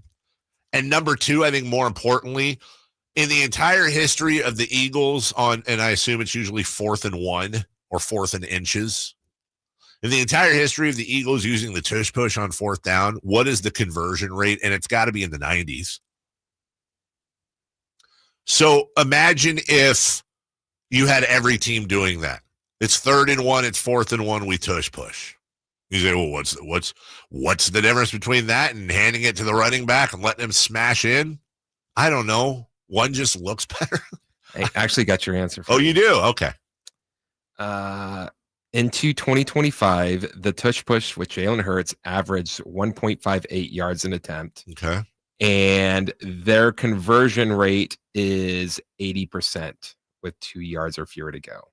80%. Interesting. That's lower than I thought. I don't look for this, but now I want to know what. I'm actually curious as to what their conversion rate is on 4th. Like I was saying, on 4th and 1 or less. Because I'll bet you that's what I was saying. That is probably around 90. I could be wrong. Yeah, it might be like I got to say like 95%. Exactly. It's just not great viewing. I don't know how else to describe it. And I fully, like I said, I'm split on this. I really am. And when I'm trying to advocate for banning it, like I want to kick my own ass. 91.3%. Okay. Even when I'm advocating for banning it, this voice in my head is like, dude, you're an idiot. Shut up. Let everybody else do it. Quit crying. Quit crying. There's no crying in football. Unless you know Sean Moreno. But I don't know. It's lame. Like, I'm watching the Eagles and the Chiefs. I don't care. Dude, come on. I hate the Chiefs as much as anyone unless you're a Raider fan. Like, the Chiefs have robbed my team of a ring. Not robbed it. They earned it, but still. Tired of the Chiefs. But I'm watching that game, and I'm watching the Eagles do their tush. I'm like, I'll leave I'll leave with one of my analogies that every single person is going to understand and you're all going to get, and it's going to make a ton of sense to everybody, okay? And it's a super broad analogy that everyone has experienced. In the game Street Fighter II, The World Warrior, there was a thing you could do where if you had your guy up against the corner and you went to punch him and he blocked it, he blocks it, and then you can immediately throw him, and then you just repeat it. You punch, he blocks, you throw. You punch it. Once you get him in the corner, the fight is over. To the point where if you were playing another person, there used to be house rules at the places I went. You know, you put your quarter up, you get ready to play, where everybody agreed you can't do the cheat move because it's a cheat. It's a glitch. Was it illegal? No, it's in the game. Was it an understanding, a handshake agreement that it's janky? Yes. My best argument against the Tush push is that it's football's version of the Street Fighter II glitch. Yeah, you're not doing anything illegal, but it's lame and it's janky and it's just not good viewing, and nobody feels good about it unless you're the one benefiting from it. Yes, Kevin on the chat, you're absolutely right. It's the fall away three-pointer off the backboard and double dribble. You're 100% correct for the 50 and older crowd. We'll take a break. When we come back, we got some highlights and sound from yesterday's games. And then Sean Salisbury will join us, we hope, at 8:10 before we get to 4-down territory. Matthew Barrows at 9. We at the halfway point. Jason Ross in New York for the broadcast meetings. It's myself and Christopher Laud. We're right back. The only place you'll find Malik Monk is Sactown Sports. Oh my, what an athletic move that time by Malik Monk. Hey Sacramento, it's Malik Monk and you're listening to the home of the Sacramento Kings, Sactown Sports. Your local sports leader. This is the story of the one. As a safety manager at a manufacturing plant, he does everything he can to keep his coworkers safe. From finding ways to reduce risks to keeping safety supplies in stock. And for that, he relies on Grainger. Grainger offers a broad range of quality products and next-day delivery, so he can always play it safe. Call 1-800-GRAINGER, click Grainger.com, or just stop by. Grainger, for the ones who get it done. Everyone has a past, but what happens if you've made mistakes and made good on that past, but it keeps following you?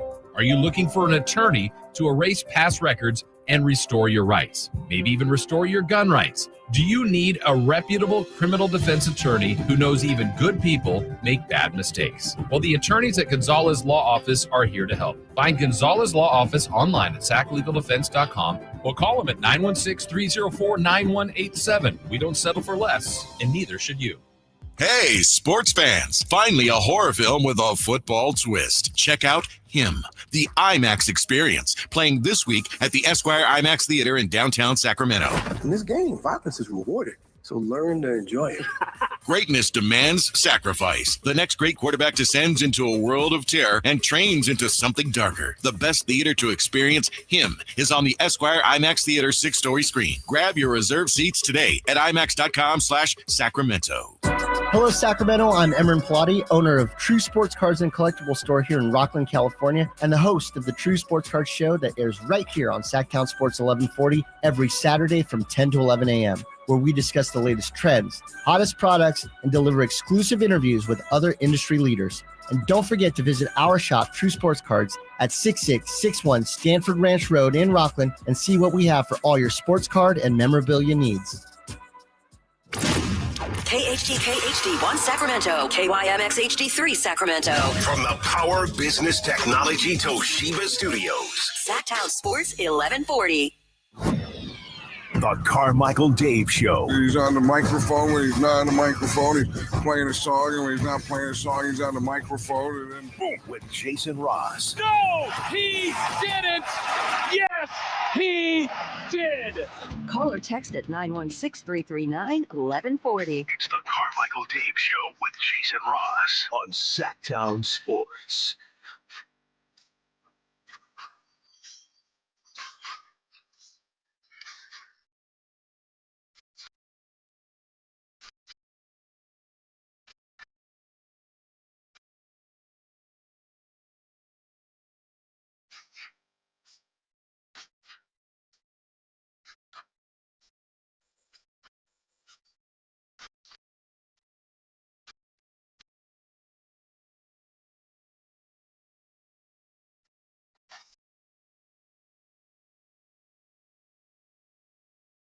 Welcome back. Let's see. From the 916, Dave, thank you for breaking it down in terms we can understand. A true man of culture comparing the Tush push to a Street Fighter 2 exploit. Yeah, that's right. And we got a lot of people weighing in on cheat codes in Street Fighter 2. I'm not going to get in. My generation was a Mortal Kombat sweep. Sub-Zero? Yeah, keep on sweeping. It's like, yeah, that's so janky. It doesn't look good isn't enough justification to ban a play, Dave. I agree with you. I think that's what you're saying. This is such a gray area. It really is. And that's the thing. That's what I think generally audiences, especially in sports radio or political radio or opinionated radio, like, I don't think anyone wants to hear, like, I'm on the fence. And I'm aware of that. I'm just being honest. I'm conflicted. I know that when I see the Tush push, and let me tell you something. I promise you I'd have the same energy if the 49ers started doing it all. I promise you I would. Oh, yeah. Nope, sorry. Not till later. That's coming up after this segment, American Energy. I promise you. It's just I don't enjoy watching it. I can respect a quarterback sneak. And I get that that's a version of a quarterback sneak, but it's you've got the quarterback plus you've got the dudes behind him, so you've got like 900 pounds of force. It's different. Let's ban Curry from shooting threes. He's too good at it. That's exactly what that's exactly the same thing. If there was like a spot on the court that nobody could guard Curry and he continually went to that spot, yes, and they'd be saying like, okay, there's something that we can do here.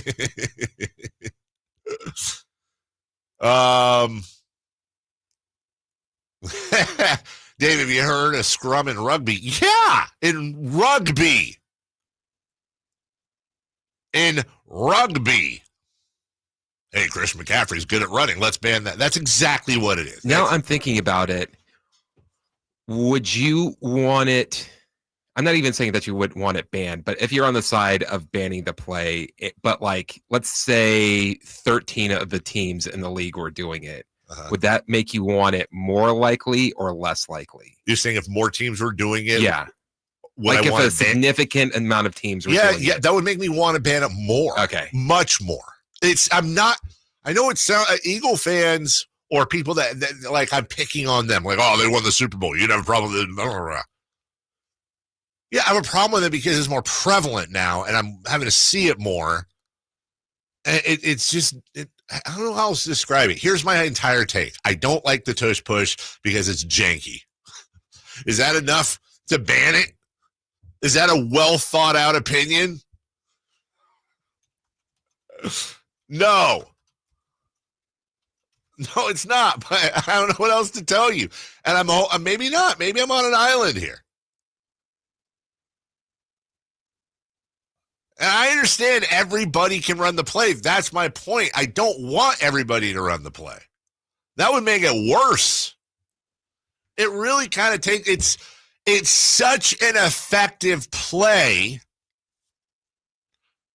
that you know what? Here's something else. Okay.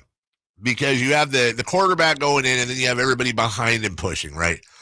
It's like a second cousin to if you were allowed to launch off of a dude on all fours to block a kick. Like some dude's lining up for a field goal and then you have two big dudes chucking a little dude. Like the tossing. Like tossing a dude towards the kicker. It's like, well, they're not doing anything. I mean, I know there's a rule against it, but there's a reason there's a rule against it. And I would argue that some dude launching off of a linebacker on all fours behind the line to block a kick would actually be better viewing. But if 9 out of 10 kicks were being blocked for that, it's like, well, it's super effective. Everybody can do it. Does that make the league better? No. You know what else would work? Letting people not just have to motion horizontally. Let them get a running start before the snap. There's a reason that's not okay.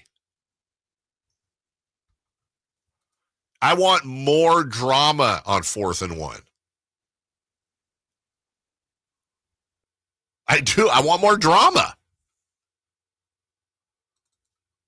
Because I know when that tush push comes out and it's 4th and 1, like I want to see defense and offense smashing into each other and oh my God, which way is it going to go? And there's real drama here. Are they going to convert and get all the momentum or are they going to get stopped and give up all the momentum? The entire game could just come down to this one play right here. It's 4th and 1 in the 4th quarter and the team's up 5. They're trying to run out the clock. And then, you know, the tush push comes out and you're like, well, okay. And then it happens and then it's 1st down. All right, cool. Yeah, it's great. Awesome. Super lots of drama.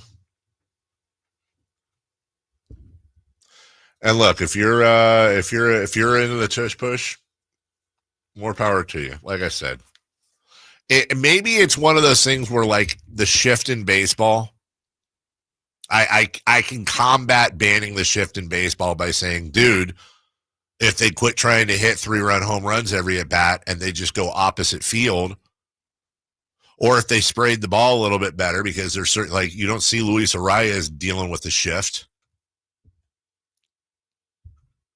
then there's a way to combat that. I don't know how you combat the tush push. I really don't. But I would ask tush push fans this, okay? And I know this is a straw man argument. Just bear with me philosophically. Chris, you said earlier that the tush push averaged like what, 1.52 yards a carry, something like that? Yeah, okay. What if it averaged 3.52? What if there was a variation of the tush push that averaged 3.5 yards a carry? Which means that every 3 downs on average, you would get 11 yards. And if you needed a 4th down, no problem, you'll make it up. And then what if that turned into they just ran the tush push every play and just kind of tush pushed their way down the field? And every drive was 12 minutes and it was 30 plays, whatever. 25 plays, 12 minutes, touchdown.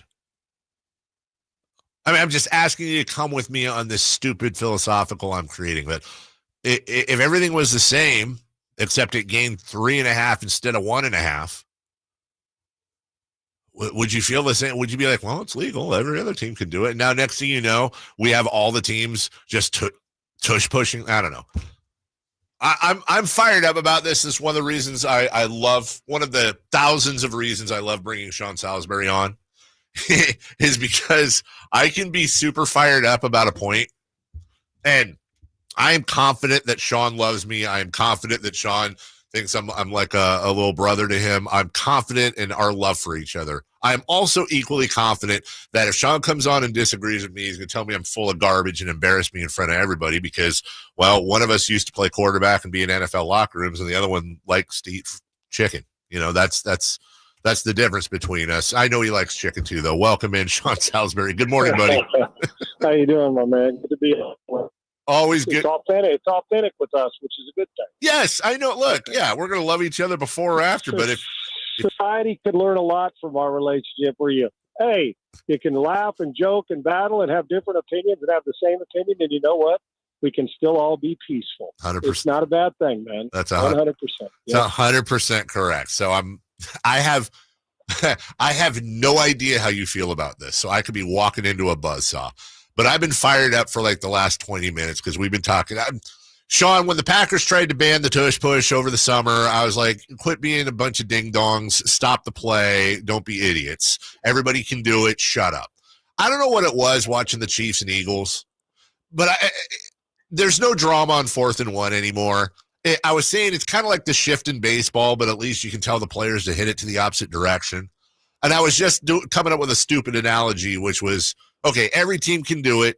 So let's say we did the stats, Sean. They'd average like 1.5 yards a carry, but what if it was 3.5? And now you had everybody tush pushing up and down the field for 100 yards. Like, my only argument, Sean, is it's just, I don't know, it's janky and I don't like it.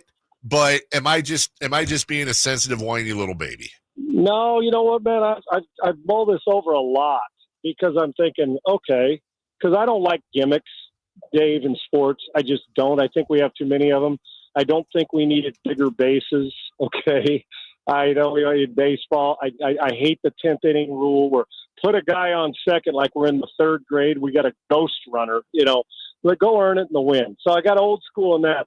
But I'm watching the game, too, and I'm saying, well, why can't the rest of the world with big 300-pound linemen do it like they do?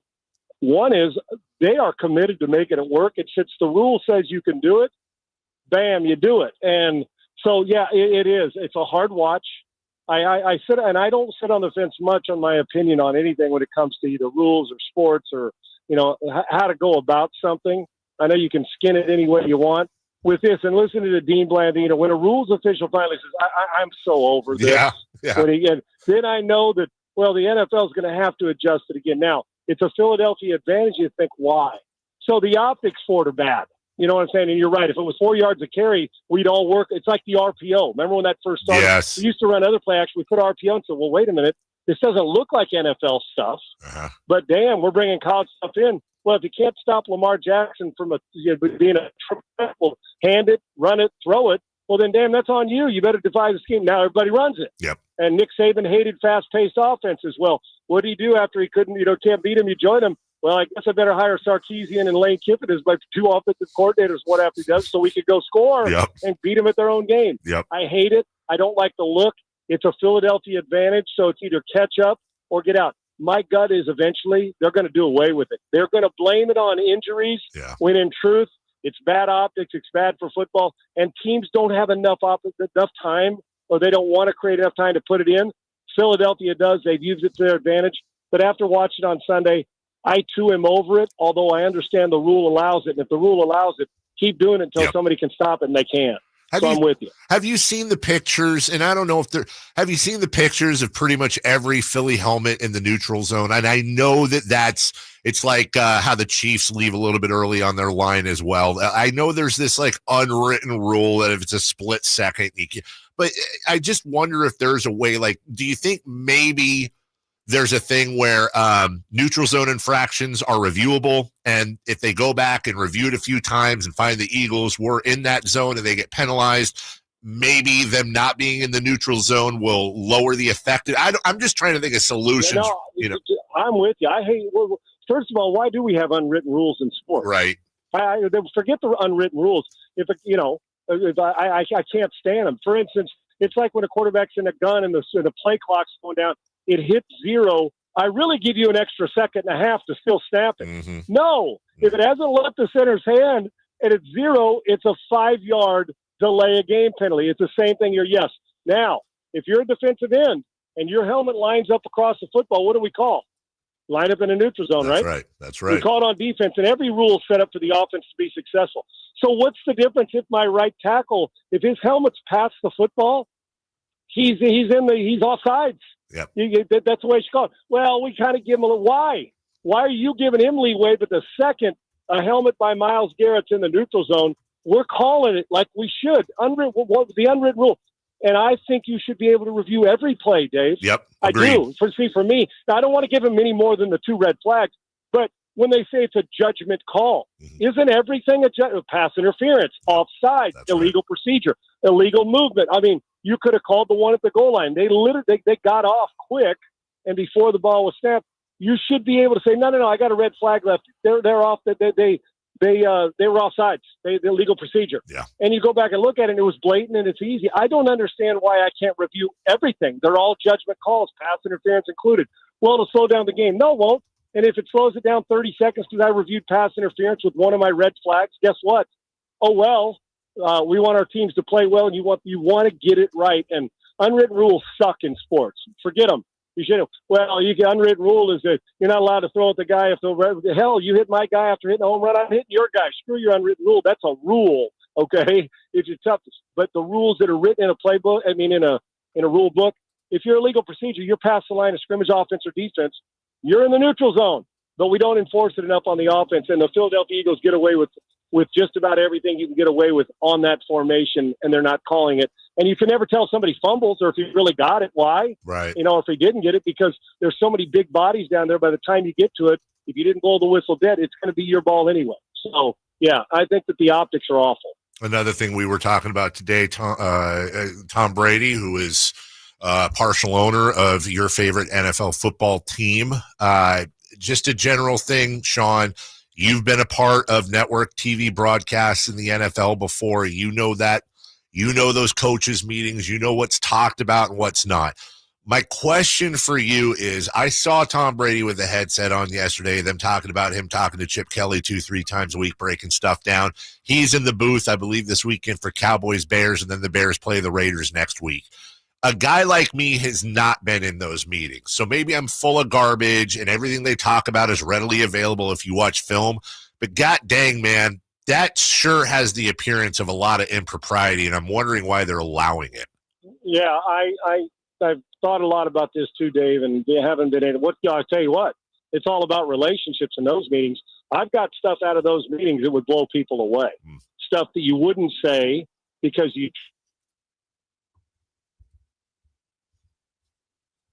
talk to coaches that, you leave out, even the career's over and all that. You leave out because there's sources that tell you. It's like, well, for instance, I won't tell you the team. When a wide receiver coach and a coordinator both tell me that the reason the wide receiver drops the ball in the game is because he doesn't work and he doesn't do extra work and he's lazy in practice. Wow. And they're saying about their own player, and then you go on and talk about it on a broadcast, but you're not going to say, hey, the wide receiver coach or coordinator told me. And then somebody say, well, Sean, how do you know that he drops balls in practice? Well, a source that sees him every day without selling the person out. Right. And you're like, well, wait a minute. But you're getting that information. So that it's about relationships. But to me, you can't do it. You cannot broadcast the game right as partial. He should never do a Raider game. And I'm strong with that because you can't give us the inside information that we're supposed. Now, integrity comes into a part of it, and I get it. But think what Tom's got to go back to. He starts talking about a guy that he's the owner of, and it's on his Raider team, and they're like, well, man, I'm a little everybody's sensitive now. So if we're going to be overly sensitive, there's plenty of games not to have Brady call that game. I just hate to say it, but you can't. But they do. And I think it's the Tom Brady special, but would you allow it anywhere else? Now, going back and calling a Michigan game if he was in college, he's done. There's no the extra. He is the current partial owner and a significant one with a lot of impact there. And as much as I love Brady, I don't think you can call a game the way you're supposed to. And if you have to have the Raiders in a number one game, for that game, guess who gets the call? Tom's got to get the week off, let him go be on the sidelines and on the headset with Chip Kelly, and it's Greg Olsen that's making the calls in that game. It's pretty simple to me. We always talk about the things that you can't do or that you can do, and there should be no way. Well, will we put Dean Spanos on a Charger game? No. You wouldn't. We wouldn't put Elway on a Bronco game when John was doing it. You can't. And Brady's significant, and he's fresh, and he'll get inside information that others don't have. I need Tom to be very fair in the games, and I don't think it's an integrity problem with him, but I do know that you can't help but guard against your team or protect it. Yeah, there's too much information. Tom should not be calling Raiders games on a national scale. Speaking of the Raiders, I was breaking them down today. We have a lot of Raider fans listening. My main takeaway, obviously, Geno Smith had a really bad game, did not complete any of his passes, 10 yards down or more, 3 picks. There are a lot of things you could look at with the Raiders. But, Sean, am I wrong for thinking I thought last night's game was more about how good the Chargers are? Amen. Yeah. Now, listen, in most accounts, as much as I hate to say it, the Raiders were picked to finish as Pete's building this thing last in the division. Yeah. The Chiefs, the Chiefs look about as bad as their offense. They're not very good. Yeah. But the Raiders is as Pete gets his finger on the pulse of the team with Denver's defense, and they're supposed to elevate. Boy, they've struggled. And then we expected the Chargers to take another step. This is about the Chargers. They dominated the run game. The Raiders could get nothing going. They dominated in the secondary. They dominated every part of the game you needed to on defense, and they took care of their business on offense. There's a different feel. They are going to do it the right way. They're going to play physical. They've got a quarterback who's two-dimensional, who can throw it and run it, and they're going to eventually they're going to commit to it. And when Harbaugh commits to it, they're going to do it. And what does he build? Which most teams in this league don't have great offensive lines.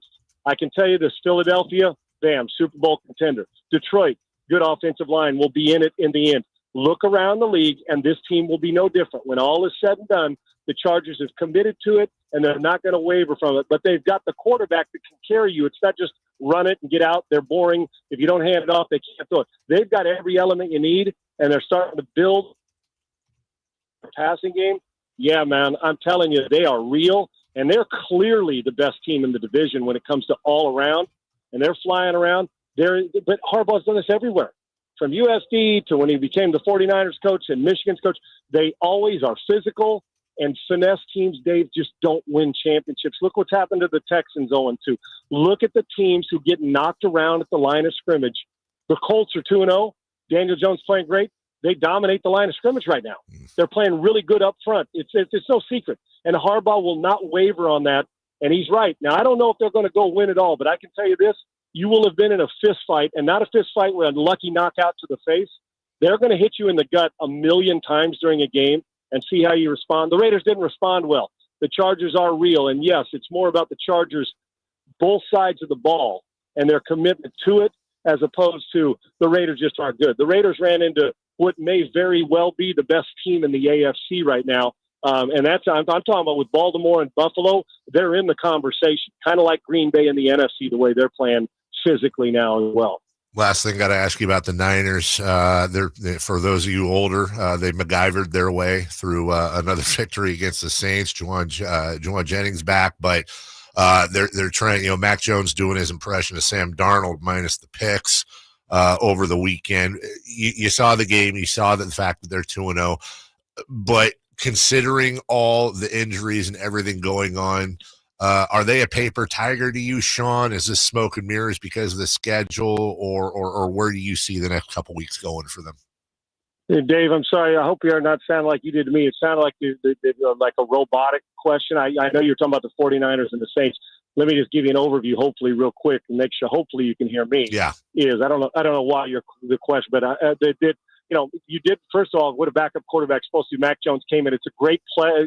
It's a great comfort to know that you've got a guy who's not overly, kind of like Purdy. You don't have to change much. They're not overly physically skilled, but you saw Mac Jones is a good decision maker and capable when you can run the football effective enough and you're accurate with the football. And they were. And they've had to overcome a lot of injuries, and they're still going through it, elevating the wide receiver position. But if they run it and you're accurate, this is important because starting 2-0 on the road has been really important. And a game or two more maybe for Brock Purdy and then Mac Jones. But it's nice because he's had some experience in big moments and kind of settled in. But the 49ers do a great job of that. There's Sam Darnold talk about, obviously, when Purdy was the backup, when Garoppolo was back, got the job. They have succeeded in making sure that their guys are prepped and ready to go when they come off the bench. And if they're healthy and when they get fully healthy, Kittle and the rest of it, they're a player in this. But even though it's the Saints who aren't very good, you still got to go on the road and beat them, and that's what they did. And Mac Jones did what a backup's supposed to do.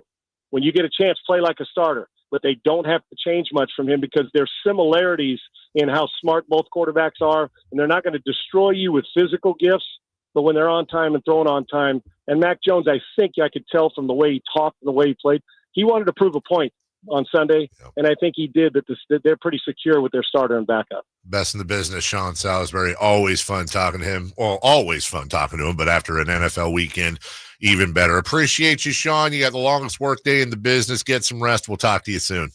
Appreciate you, brother. Thanks for having me. All right, thank you, my man. Sean Salisbury.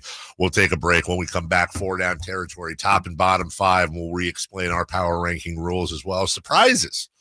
What has surprised you in the NFL so far in this very young season? And Brandon Aubrey, the Brandon Aubrey effect, if you will, the kicker for the Cowboys, who brought a much-needed level of energy to the crowd over the weekend in their win over the Giants. Hey, well, there you go. That tells me it's time to talk to you about American Energy Heating and Air. Carmichael Dave here, trying to save you money. That's why I'm here. And you know what? You're welcome. But you gotta listen to me. You gotta take advantage of my advice. I tell you this every single day because not everybody listens at the same time every single day. We want to make sure the message is out. Even though it's hot and it's going to be even hotter later this week, we are coming to the end of summer. I looked at the calendar even. And we've had one of the more mild summers we've had in a while. What does a mild summer mean? That means that HVAC companies that fix air conditioners, they're not working as much, which means they got a lot of employees they stocked up on for the year and a lot of bills to pay, which means that when they do have a job, they got to make some money. American Energy recognizes that. They build themselves out in the business model for the entire year. And they understand that you might be getting charged a little much. So what they want to do, they just want a chance to compete. That's why they're your second opinion partner. If you're working with another HVAC system, or hell, you call them first, they call American Energy out. They'll come out for free. They're so confident they'll beat the price, they will come out for nothing and have whatever employee invest an hour or two in figuring it out. They'll let you know if they agree with the repair, how much it costs. That's it. You save money. All from a company that's been doing it in the greater Sacramento area since 1981, 916-520-9990. That's 916-520-9990. AmericanEnergyAir.com. American Energy, making the uncomfortable comfortable. 4 Down Territory next. Visit SactownSports.com and join the Sactown Sports 1140 newsletter. Sacramento weather is brought to you by the Roseville Auto Mall. I'm Tamara Berg in the KCRA3 Weather Center. It's Tuesday, stepping outside. It's comfortable, but it won't stay that way for long. Expect plenty of sunshine, light winds today, and it's going to feel hotter. Expect highs across the valley in the mid to upper 90s. Get the latest forecast on the KCRA3 News and the KCRA3 app. Fresh adventures await at the Roseville Auto Mall. With 20 top brands and thousands of vehicles in stock daily, your new adventure is just a short drive or click away. Level up with a new vehicle during our trade-in and trade-up event now at the Roseville Auto Mall. Driven to be the best. Discover Terra Madre Americas, one of the world's most exciting food events, coming to Northern California for the first time this September 26th through 28th. Dig into good, clean, and fair food for all with chefs Alice Waters, Sean Sherman, and Jeremiah Tower. Hear music from The War on Drugs, Spoon, Big Head Todd and the Monsters, Jade Bird, and Passion Pit Solo Acoustic. Savor the journey of Terra Madre Americas, only in Sacramento. Details on TerraMadreUSA.com. Terra Madre Americas is supported by Sacramento International Airport and brought to you by Slow Food and Visit Sacramento. Mike Rowe here with another random fact. Those cracks on your walls aren't just cosmetic. They could mean your home is sinking. Whether it's drywall cracks, exterior cracks, or sticking doors or windows, do yourself a favor. Call Groundworks. I spent some time working with these guys, and they're the real deal. Their people are trained and certified to stabilize your foundation. Groundworks, official foundation repair company of Cal Athletics. Licensed in all states where work is performed. See website for details. Sacramento Chrysler Dodge Jeep Ram has the biggest selection, the best prices, and unbeatable customer service. Check them out online, SacSuperstore.com, for the guaranteed lowest price on Chrysler, Dodge, Jeep, and Ram. Open until 10 o'clock and right across from Hagen Oaks Golf Course. SacSuperstore.com. If you're 55 or older and into that whole saving money thing, T-Mobile has an exclusive phone and internet bundle just for you. Right now, get 2 unlimited phone lines plus 5G home internet for just $30 each per month with autopay, plus taxes and fees. And with 5G home internet, setup is easy with just one cord and no technician needed, which is great if you're also into that whole keeping it simple thing. Switch now and experience the best mobile network in the U.S. Visit your local store to start saving. T-Mobile, it's better over here. Based on analysis by Ookla Speed Test Intelligence data Q4 2024 to Q1 2025. Ookla trademarks used under license. Unlimited on our network. Customers on voice plan may notice speeds lower than other customers and further reduction if using more than 50 gigs a month due to data prioritization. Video streams and SD on this plan. Home internet pricing after $20 a monthly bill credit plus $5 per line without autopay. Debit or bank account required. See 5G device coverage and access details at T-Mobile.com.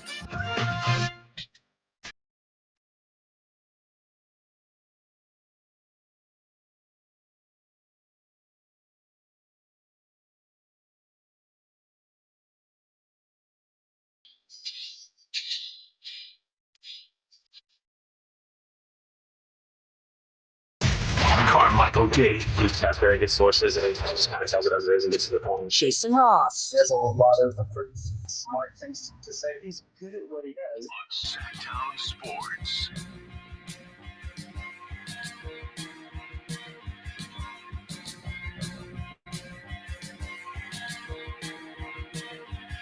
Welcome back. Right. Good conversations this morning on, I always like passionate combos on the Tush Push, on Dana White and boxing, and so much more. A couple things before we get to 4 Down Territory. Sean mentioned it. Here's I'm sorry, I have to point this out. Yes. First Take is no longer like a sports show, I don't believe. what would you call it? Like a magazine show? Like a because I was variety just show? telling you about how they had Seth Rollins on and Paul Heyman on, and Stephen A was interviewing them in character. Like, oh yeah, this happened. What are you going to do here? What are you going to do? How are you going to win? How are you going to do this? It's like, oh, that's weird. And now Marlon Wayans is being interviewed about the movie Him coming out on Friday. I think that's where a lot of stuff is moving, for good or for bad. It's like, well, sports is the umbrella. I mean, who am I to talk? Sports is the umbrella, but hey, Robert Redford's best movie, go, I know that's kind of our shtick, but I know, but I don't like it on real important shows. No, I hear you though. I do. Like, it's my thing. Like, I can accept. I don't like them being in character. That's really weird. But talking to Marlon Wayans, I could take that on. Like, okay, we're going to go into the. It's like Good Morning America. Yes. Like, you don't go to McDonald's and order a steak. You know, like, you know what you're getting. By the way, over the weekend, there was some meal deal. My Friday reward meal was McDonald's.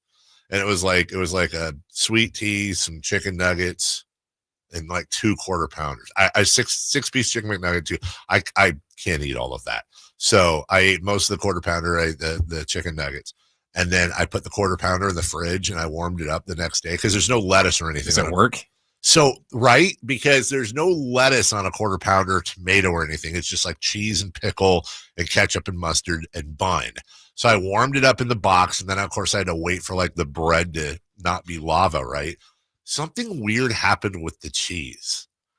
It's American cheese, right? So you'd think like naturally it melted. Thinking natural might be a mistake. It got, the corners of the American cheese got crunchy. Like it was harder. It was like a hard texture. It wasn't melted. Like if I put American cheese on a burger right now and I put it in the microwave, if I microwave it too long, it's going to be like liquid. And if I microwave it just right, it's the best melting cheese. But I don't think they use the same American cheese we do. I don't think so. I think they got their own product. I mean, it's fine. There's no lasting effects or anything. Answer your next question. Here's Dean Blandino on the Tush Push. I am done with the Tush Push, guys. It's a hard play to officiate like we've been talking about. So they either ruled progress or that Hurts was down. Really hard to see what's happening with the football. We're inside 2, so replay has looked at this, and they've determined that there was no fumble. Yeah, hey, there you go, guys. See, so far, and I really didn't know how Sean was, honestly. I hope you guys believe me. I had no idea where Sean stood. And to be honest with you, if you'd made me bet before he came on, I honestly, knowing Sean as well as I do, which obviously I don't know as well as I think I do, I would have bet if you'd have forced me that he would have said, you know what? Quit whining. Stop the play. Learn how to defend it. That's generally where Sean will side. But now I have Dean Blandino and Sean Salisbury on my side, which I don't even have a side. It's the dumbest sports argument, and I admit that I'm doing it. I don't like it. I don't like the way it looks. So maybe we shouldn't have it. I get it. I 100% get it. Also, if you watched LSU over the weekend, then we'll get to 4-down territory real quick. Brian Kelly, after the win, was asked about the team defense. First question out of the gate. He did not like it. We won the game 20-10. Try another question. What do you want me to tell you? I just laid it out for you. We played the game to win the game. All right. How about third down then? What is going on with third down? It's one game. Last game, we were great on third down. You're looking at this from the wrong perspective. LSU won the football game. What do you want? You want us to win 70-0 against Florida to keep you happy? No, I think people want to know why you can't run the ball, quite honestly. We can run the ball. Did you see the last play of the game? That's all you need. You just need one. There's a ridiculous questions, and I'm getting tired of it. That football team just worked their tail off to get an SEC win, and you want to know what's wrong. You know what? You're spoiled. This team is 17-1 at night. Give them some respect. How about that? Give them some respect instead of micro analyzing every little thing. This is ridiculous. For a group of seasoned reporters, that kind of question is so out of line. I'm a man. I'm 40. I know it's easy to dunk on Brian Kelly. Look, dude, you just had a tough game. SEC game. You get asked questions like 5 minutes later. You're still in game mode. I tend to have a little bit more forgiveness for guys coming out of games like that because you're more likely to say something you normally wouldn't. Whatever. So that was Brian Kelly Saturday. Here's Brian Kelly today. Before I get to the game in Southeast Louisiana, I want to go back to the press conference after the game. I've texted with Mike and offered my apology to him. We don't have time for the whole thing, but he basically went in and apologized. But in his apology, he explained how it was basically a dumb question. I'm sorry, it's really your fault. It's really your fault. 4-down territory, first down. What is your top 5 in the NFL? Remember, the way we do this, the top 5, especially at the beginning of the year, this is if you hadn't seen any football over the last 10 years, but you understood the game, but you were on Mars for 10 years. You had no idea who was what, who was favored. This is just based on 2 weeks of action. My number 5 team, the Los Angeles Rams. Number 4, the Philadelphia Eagles. Number 3, the Chargers. Number 2, the Colts. And the number 1 team in the NFL based on not seeing them for the last 10 years, the Green Bay Packers. Honestly, that's my way of saying I think these teams, independent of who we think other teams are, have looked the best so far this season. Second down.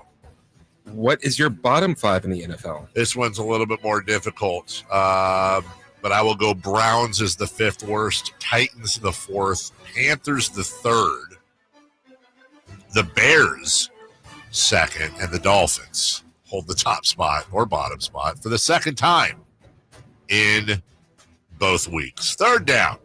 What is one thing that has surprised you so far this year? So there's a lot of things that have, but I'm going to put this one out there. Honestly, I know there's going to be a lot of hot takes. So why does it surprise you? And I understand the logic, but really the Chiefs being 0-2.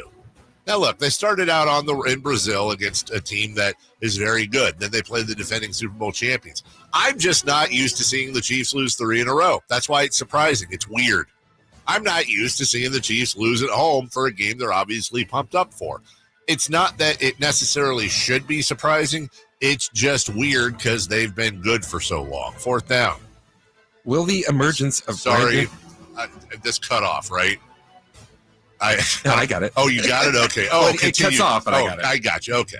Will the emergence of Brandon Aubrey lead to more soccer players joining the NFL? I think it will. I honestly do. I think there's a lot of other soccer players. Not every soccer player can kick a 64-yard field goal, full stop. But I'll just bet there's a lot of soccer players that could be kickers in the NFL. It's literally what they do for a living. They're the right size, right shape, and they've been kicking balls their whole life. Yeah, I think we're going to hear more of this. I think a lot of soccer guys are going to say, you know what? I'm too old to play for, Scunthorpe, but hell, I can kick a football and I could still make a couple million a year. Let's do it. So, yeah, I don't think the whole league is going to be soccer players, but I think 5 years from now, we'll probably have 2 or 3 ex-soccer players kicking the NFL. And to be honest with you, I don't know why it didn't happen earlier. We'll take a break. Not that he's the first. When we come back, what's hot, what's not, we'll go streaking. And then Matthew Barrows joins us for Niners at 9 to wrap up week 2. We'll do all that after this. Message from my friends at Hoblet Dodge, Chrysler, Jeep, Ram in Woodland. It's the drive into fall sales event. Still time to explore all the fun our great state has to offer. There's no better way to do it than saving up to $10,000 off MSRP on the brand new 2025 Jeep Wrangler. Auto Trader called it the 2025 best vehicle for adventure for the 3rd consecutive year. It's not even a contest. So I guess the question is, why are you waiting? Your next adventure awaits with your new Jeep Wrangler Rubicon at Hoblet. Break free from your routine, and Hoblet's the best place to do it. A 5th-generation dealer, dozens of customer service awards.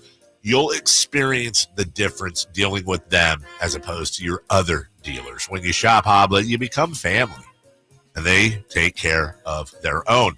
Hoblet is home to the big city savings and selection, but the small town service you just can't get at those other places. So search, select, and save through their whole inventory at HobletDodge.com. The no hassle, no pressure ever dealership. Nobody beats Hoblet, period.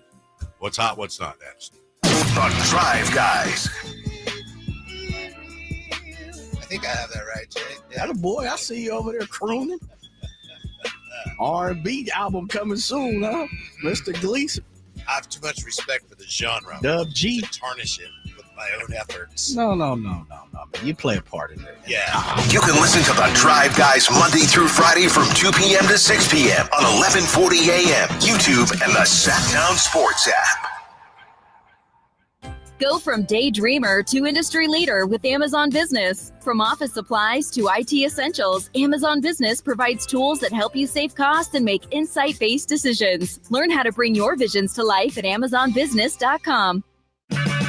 Check engine or ABS light on? Take the guesswork out of your warning lights with O'Reilly Veriscan. It's free. Ask for O'Reilly Veriscan. O'Reilly Auto Parts. Let's go. You're still glowing, flirting, grooving. You still got it. But your immune system weakens as you age, making it harder to fight flu, pneumococcal pneumonia, RSV, and COVID-19. Vaccines are a key part of any health routine and help strengthen your immune response. Ask your doctor or pharmacist which vaccines you need. Schedule in minutes at VaxAssist.com. Sponsored by Pfizer. Coverage varies by plan. View contracts and exclusions at endurancewarranty.com. If you're driving a car or truck with an expired warranty and suddenly lost your transmission or needed a full engine repair, would a $4,000 repair bill leave you stranded? I'm Danica Patrick. Don't get caught off guard with a vehicle breakdown. Choose the company I trust, Endurance. No matter the mileage, if your vehicle is less than 20 years old, Endurance offers auto protection plans for any budget. Protection on the drivetrain, electrical, transmission, AC, and more. Plus 24/7 roadside assistance and rental car reimbursement on any plan. Endurance handles everything from making the claim to paying the certified mechanic of your choice. Act now and get 1 full year of elite benefits, a $2,000 value, free. Call for your fast free quote today. Call 800-292-4382. That's 800-292-4382. 800-292-4382. Everyone has a past, but what happens if you've made mistakes and made good on that past, but it keeps following you? Are you looking for an attorney to erase past records and restore your rights? Maybe even restore your gun rights? Do you need a reputable criminal defense attorney who knows even good people make bad mistakes? Well, the attorneys at Gonzalez Law Office are here to help. Find Gonzalez Law Office online at saclegaldefense.com or call them at 916-304-9187. We don't settle for less, and neither should you. Grab the keys to a new Toyota. This fall, it's time to hit the road and chase new adventures. From majestic mornings to golden sunsets, explore all the beauty California has to offer with Toyota's legendary fuel efficiency. Right now, get a low lease on the 2025 Prius Limited, one of 17 fuel-efficient Toyota hybrids. Plus, every new Toyota comes with Toyota Care, a 2-year no-cost maintenance plan.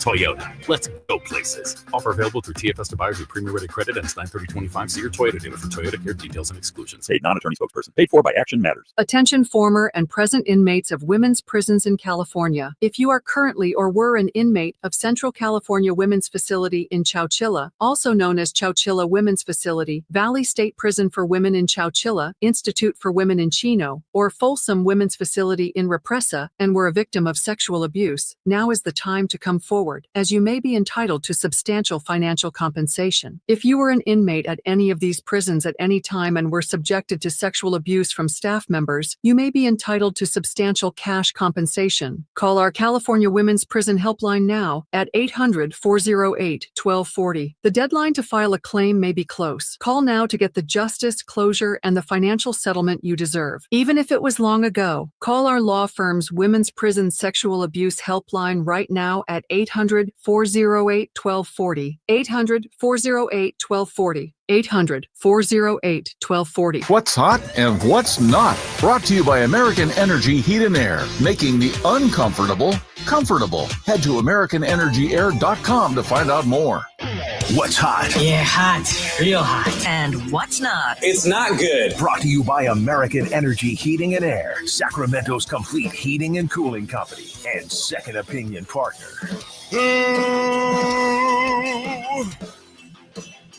It's hot. The Philadelphia Phillies. Are you going to see this movie Anemone with Daniel Day-Lewis in the theater?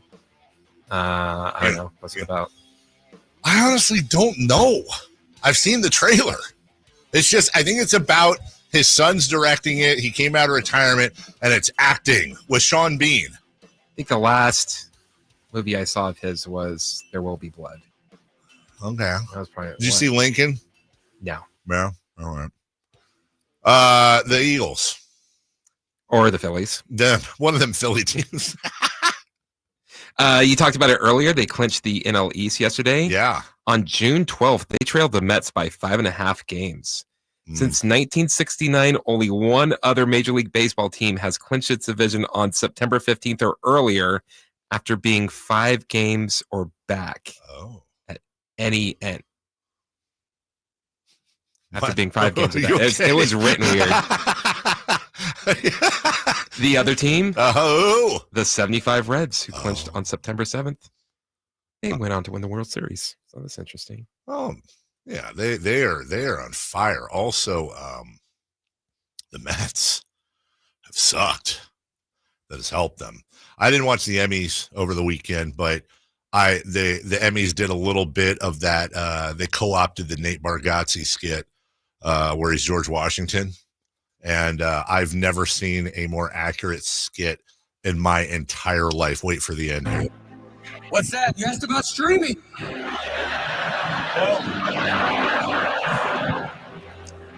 One day I dreamed there would be so many shows, we would have to invent another type of TV called streaming. What is streaming, sir? A new way for companies to lose money. These streamers will make their own shows and create their own stars. And who will these stars be? Murderers. Real life murderers mostly. Who would watch shows about murderers for entertainment? Your wife, my wife, everyone's wife. I'm telling you, man, we don't cover that story enough. I'm not saying there aren't guys that watch those shows. I'm sure there are. There are a lot of guys. But I have seen there is just a weird, again, if I ran for president, that would be one of my platforms, dude. Like the Tush Push and murder shows. Just get every single member of the female species I know, well, I guess with the exception of my mom, is just addicted, and I, for the life of me, don't get it, man. I don't get it. Oh, that's been like for the history of humans, though. Like true crime's been around forever. No doubt. But there's something. When I went to England, I did the Jack the Ripper tour. And they were saying at the morgues there, they'd have like windows where people would come up and be like, "Oh, that's a dead body." And that would be like, you would pay like a nickel to go and see the dead bodies of the day. Now look, ghost tours. I did a tour in New Orleans that was like, well, it was a ghost tour, but it was like obviously, some of the ghosts aren't friendly and they met a bad end, and that's why they're unfriendly ghosts apparently. I don't know, dude. I've always said that. I think it's a combination of the shows and the podcasts that get me, because I know so many women in my life that every night it's Dateline or it's whatever, and then they go out on a walk in the morning and they're listening to their true crime podcast. And every time I walk through a room, it's my wife on the couch at 8 p.m. Set the screen. Bonnie and her sister were walking to school Thursday morning, October 12th, 2012, but they were never seen again. Here's the story of the brutality that ensued. Like, okay.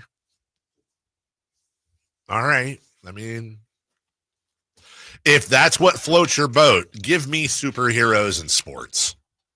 Now that's rewarding.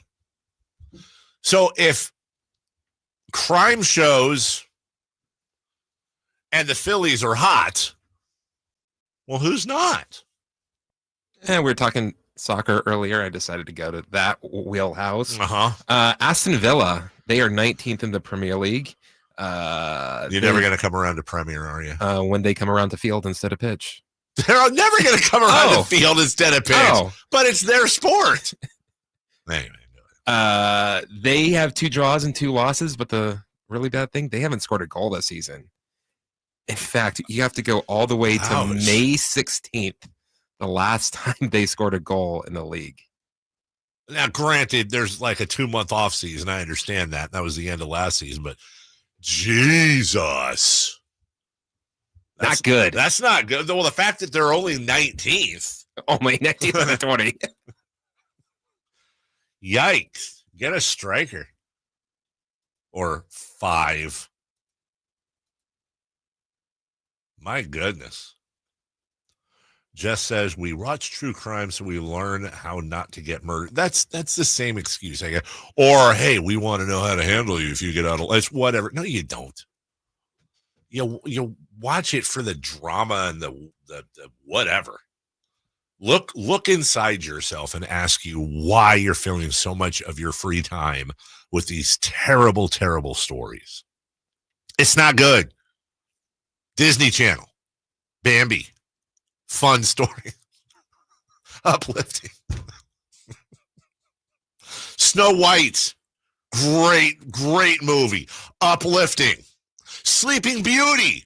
What's wrong with that?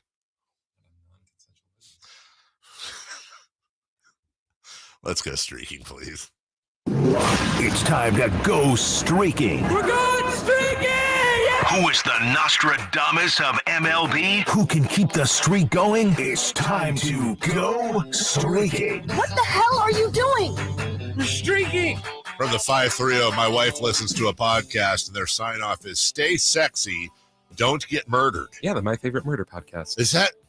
You know that? Yeah. That's a real sign-off? Yeah. Stay sexy, don't get murdered. Yeah. You'll like this. It used to be my favorite podcast. My favorite wrestling podcast is married to one of the people that hosts the My Favorite Murder podcast. Had to stop listening to it because it got too mainstream. I may have to co-opt that sign-off. Forget bye-bye now. I'm pretty sure that's trademarked. Oh, is it trademarked? Stay sexy, don't get murdered. I fail to see the connection between being sexy and not getting murdered, but fine. From the 408, I ask my wife all the time, so you have anxiety. You're constantly afraid of what other people are going to do in public. You make me triple check that all the doors are locked. Yet you basically only want to watch shows about real-life murders. Do you think there's a connection there? Hello!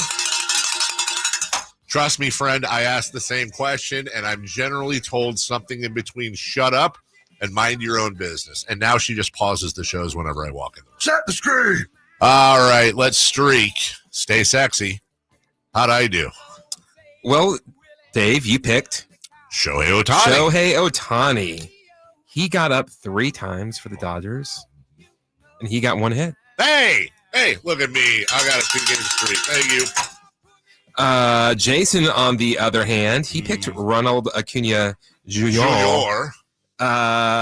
He got up 4 times, 2 hits, 1 home run. Big game for Jason Ross's guy. You actually fooled me with the on the other hand. Hello. I'm the only one with a true streak going. I've got a 4-game hitting streak. I picked Trey Turner, but then was told he was hurt. Then I tried picking someone else, also told he was hurt. So then I said, fine, Jason, I'll pick your guy. I'll pick Aaron Judge. He was walked 3 times, only had 1 at bat. No hit. No. Oh, no. Oh, no. It's terrible. The streak. It's over. It's over, ladies and gentlemen. Stay sexy. Don't get murdered. All right, give me Mookie Betts of the Dodgers. Wow, Dodger heavy for you. That's me. All Dodger all the time. Well, I need to get my streak back so you know who I'm going to. Nick. No. Jacob Wilson. Nick Kurtz. Wow, we haven't been Oh, together no, for a while. I'm sorry. No. I'm an idiot. Hi. Hey, I'm an idiot. How you doing? So you're going to take your boy Holiday. Jackson Holiday, that is correct. That's only a bit you've been doing for 5 years. That's cool. I listen. He's only been in the league for two, too. You were doing it when he was I was doing it as a double A. And Jason will participate later. Do we have his pick? I haven't not gotten his pick. You haven't not got his pick. All right. Well, while you're doing that, then we will take a break. When we come back, Matthew Barrows of The Athletic joins us. We will wrap up week 2 for your San Francisco 49ers on your home of the San Francisco 49ers, Sactown Sports. You never know what you might hear when listening to a Sacramento Kings game. Out of Keegan, going for another triple. Man, is he feeling it. Keegan, can he do it? Yes, there's number 11, Keegan Murray. Keegan steps back. He just knocked down his 12th three-pointer, a Kings franchise record. He's got 45 points. Never miss a moment of Sacramento Kings basketball with Sactown Sports and the Sactown Sports app. This is the story of the one. As a safety manager at a manufacturing plant, he does everything he can to keep his coworkers safe. From finding ways to reduce risks to keeping safety supplies in stock. And for that, he relies on Grainger. Grainger offers a broad range of quality products and next-day delivery, so he can always play it safe. Call 1-800-GRAINGER, click Grainger.com, or just stop by. Grainger, for the ones who get it done. This 49ers Red Zone Report is being brought to you by Mountain Mike's Pizza. Pizza the way it ought to be. Jones from the gun. The snap. Looks right. Looks. Throws. End zone. Touchdown! Christian McCaffrey. Back of the end zone. Right side. Perfect pass by Mac Jones. Just floated it in there. Okwuonu. Rattler with the snap. Here comes pressure. Loose. Fumble by the 49ers, and they're going to head this football. Ready, set, win big. When the 49ers win, you score. With 49% off any large pizza, only at Mountain Mike's Pizza. Celebrate every game day with your favorites from our legendary crispy, curly pepperoni, bold sauced up wings, garlic butter drenched sides, and gooey sweet desserts, all hot, fresh, and built for a Niners victory. Download the Mountain Mike's app, join Mountain Rewards, and turn every Niners win into a pizza party. Let's go Niners! Mountain Mike's Pizza. Pizza the way it ought to be. Hey, sports fans, finally a horror film with a football twist. Check out Him, the IMAX experience, playing this week at the Esquire IMAX Theater in downtown Sacramento. In this game, violence is rewarded, so learn to enjoy it. Greatness demands sacrifice. The next great quarterback descends into a world of terror and trains into something darker. The best theater to experience Him is on the Esquire IMAX Theater 6-story screen. Grab your reserved seats today at IMAX.com/Sacramento. I'm Ken Korak with your Green and Gold Report, brought to you by Xfinity. Introducing the 5-year price guarantee. One internet price, 5 years guaranteed. Well, the A's will open the season next year on March 26th in Toronto, and the full slate of games that day will mark the earliest traditional opening day in Major League history. Now, as far as the Dodgers coming to West Sacramento for the first time, that series will begin on June 29th. Welcome to Dugout Radio, the undisputed home of Boomtown Baseball. The Wi-Fi is booming with Xfinity, baby. Our next caller is Stacy. How do you stay locked in on every pitch and play? We stream it all live on Xfinity Internet with low lag, 99.99% network reliability, and speeds faster than a base runner beating the throw to home plate. I stream on my TV, tablets, even my smart fridge. Smart fridge? With all those games, we gotta refuel. Stream live baseball with Wi-Fi built for the biggest moments. Xfinity. Restrictions apply. Actual speeds vary, not guaranteed. Your local sports leader in the 916. KHTK-HD1 Sacramento. KYMX HD3 Sacramento. From the Power Business Technology Toshiba Studios, Sactown Sports 1140. The Carmichael Dave Show. He's on the microphone when he's not on the microphone. He's playing a song, and when he's not playing a song, he's on the microphone. And then boom. with Jason Ross. No, he didn't. Yes, he did. Call or text at 916-339-1140. It's the Carmichael Dave Show with Jason Ross on Sactown Sports.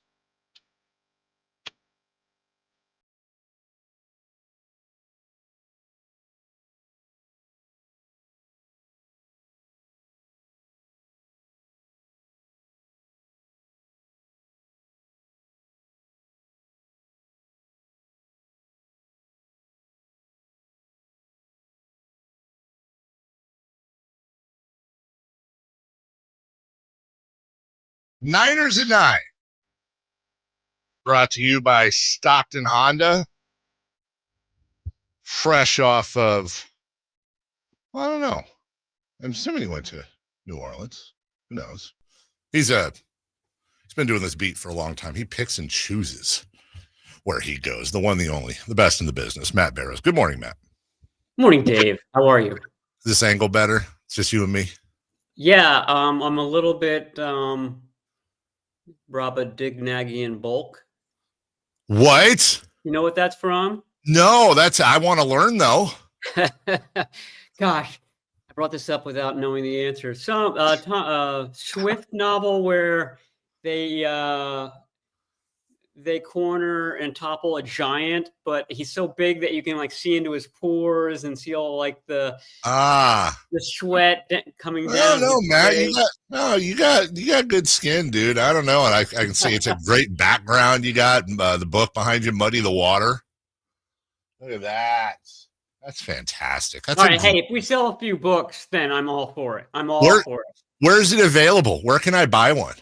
Anywhere. Anywhere? Okay. All right. Okay. Good. Oh, and it's available on audio too. If you're one of these people that can't read it, but it has to listen to books. Me. Yeah. You seem that way, Dave. I very much. You've known me a long time. Now, are you the voice reading it? I am not the voice reading it. Thank God. Yeah. I would have read it for you. People want to listen to a audiobook with a nasally, lispy sound. I'm your guy. Well, maybe I'm the king of nasal, but you would have had to have been a able murderer. to read. Can you pull that off? No. We were just we literally before you came on, Matt, we're just talking about how my wife and all her friends and everyone I know on her side of the aisle are all into these true crime and then true crime podcasts. But then as a texter pointed out, I then have to triple check the doors to make sure they're locked every night. And I wonder if there's a connection there. You should get her to read the book, get her book club to read it. It's got some true crime elements to it for sure. You know what? While we're talking today, I swear to God, I'm going to order it right now. It's steeped in journalism. So it's all accurate. We talk to experts about all the little nuances of the book. So you, as a lover of journalism, will appreciate that. Can I also add, and I feel bad about this, but also it's kind of your fault. Why have we never talked about this before? Why have we never talked about your book? Well, maybe it's because I haven't had this intense focus and you haven't seen it in the background there. I want to support you in anything you do, pal. I want to be there for you. It's a good book, and it's screaming to be a Netflix series. Oh, a popular fishing captain is murdered on his own trawler, and everyone in Haversport, Massachusetts knows the culprit is a young deckhand. Got to read that right. Named Ben Broom, including Detective Lillian Grimes. But Ben has discovered the perfect hiding place as a reporter writing for the tiny Coastal Packet, a newspaper in South Carolina. Matt, this is new. This is 2025. My goodness. Oh yeah, it came out in January. Wow, 8 hours, 24 minutes. That's an easy read. That's a drive to LA and back. Okay, all right. I'm on Amazon right now. I'm hitting this up. You know what, Matt? I'm even going to splurge for the hardcover. Oh, wow. Steal it twice the price. And then next time I see you, which would be the first time in 14 years, I'm going to ask you to sign it. To Dave. Thanks for reading. Thanks for being a champion of journalism, Matt Barrows. The best one would be to Dave and then start writing a sentence and trail off like you're choking as I'm choking. Oh, that was weird. Yeah, that's comeuppance. That is comeuppance. Let me see. A segue would be the Saints got their comeuppance on Sunday. Hello. Did you make that trip, by the way? I'm honestly. I tried to make the trip. I tried to. Yeah, Delta prevented me from making the trip. Really? Had a mechanical, and flight got canceled, and the next flight was out at like 6:45 in the morning, and I wouldn't have made it.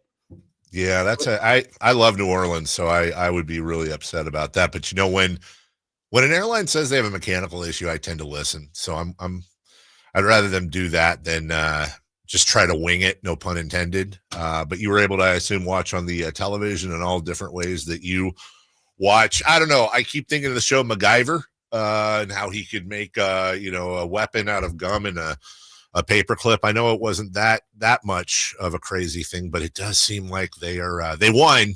But man, there's some smoke and mirrors. It seemed a little bit.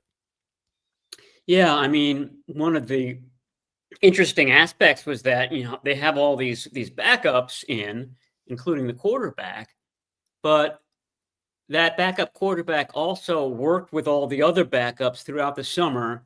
He had a background with Kendrick Bourne back in New England, and he had a background with Luke Farrell, the tight end in Jacksonville. So in a way, it kind of worked out a little bit.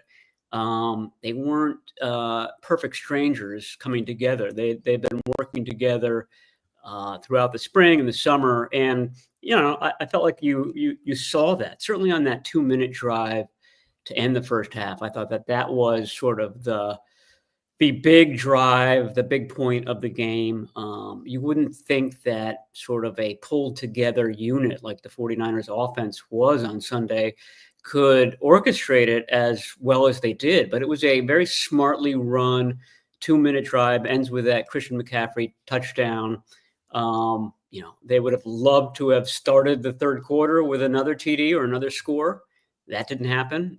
In fact, that's what allowed the Saints to get back into the game. But I just thought that it was a symbolic of what you're describing, a MacGyver-like way to put everything together and make it work. So the Mac Jones thing, and again, I'm not speaking. You're the journalist. I'm the Niner honk, and I love Brock Purdy, and I went through the couple of years of system quarterbacking. I want Mac Jones to be amazing. I also know that a natural side effect of Mac Jones being amazing, if that's what happens while Brock's out, will be system quarterback. Put Mac Jones in there and make it happen. Mac Jones, 26 of 39, 3 touchdowns, no picks. I think it's about as good, not that he was perfect, but as good as you could hope for him getting the fill in. But what were the differences if you saw between Mac Jones and if Purdy'd been in that game, do you think? I mean, one obvious one is that Purdy's really good on the hoof. He's not only quick, but he can accelerate and get out of trouble very easily. And Jones is a pocket passer. I do think that he had a scramble. I forget what the yardage was, but that's kind of few and far between for him. 6 rushes for 6 yards, by the way. There you go. There you go. a nice healthy 1 yard average there. Not Lamar Jackson-esque, to your point. That's an obvious one. I think Purdy gets rid of the ball faster. I think that Jones's arm might be a little bit more powerful, but it's not a huge difference. But the point is that they're very similar, and that's what Kyle Shanahan was looking at back in 2021. Their strengths are, processing, decision making, and accuracy. And I thought that the closers on Sunday were Nick Bosa and Bryce Huff and that defensive line. But I thought that Jones put himself in the position to be the closer. Remember, there were 2 throws to Juwan Jennings late in the game on those 2 last drives. Both hit Jennings in the hand. Both were would have been extremely high degree of difficulty catches, but we've seen Juwan Jennings make those catches a lot. My point is that if either one of those had been complete, that's the end of the game. We'd be talking up Mac Jones probably even more than we are right now. So coming up, and we'll bounce back and forth here. Coming up this Sunday in one of only two battles versus undefeated teams, the other being the Rams and the Eagles. The 49ers come home to take on the 2-0 Cardinals, 125 right here on Sactown Sports. There are rumors, the mill is milling, that Brock Purdy might, in fact, mix into this Sunday's game. Do you have any insight on that, or we just need to see how, practice and all of that develops throughout the week? Yeah, we don't know. I mean, I would think that the answer is no. With a injury like turf toe, and it's been described as turf toe like. It's not classic turf toe. Yeah, like Joe Burrow. It's something that could reoccur, get worse. It's the beginning of the season. You're 2-0. You just watch Mac Jones have a very Brock Purdy-like performance.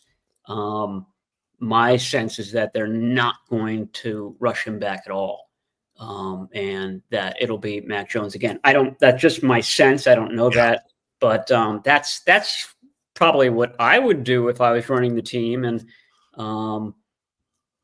you've got Jacksonville at home after the Cardinals, and then you have the big Thursday night game in Los Angeles with the team that everybody thinks the 49ers are going to be battling for the division title. So maybe that's the game that you're aiming for Brock Purdy to be back. Maybe the Jaguars game or the Rams game.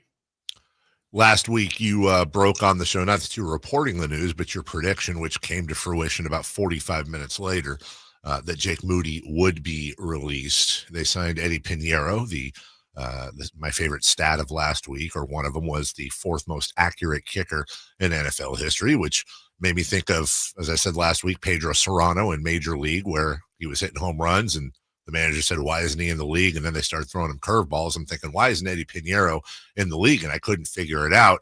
And then I, like the rest of my Niner fan friends, and watching the Saints and Niners on Sunday, and they score, and he misses the extra point. And in my head, I went, oh, that's why. Now, 2 for 2, made all his extra points after that, 46-yard field goal amongst them.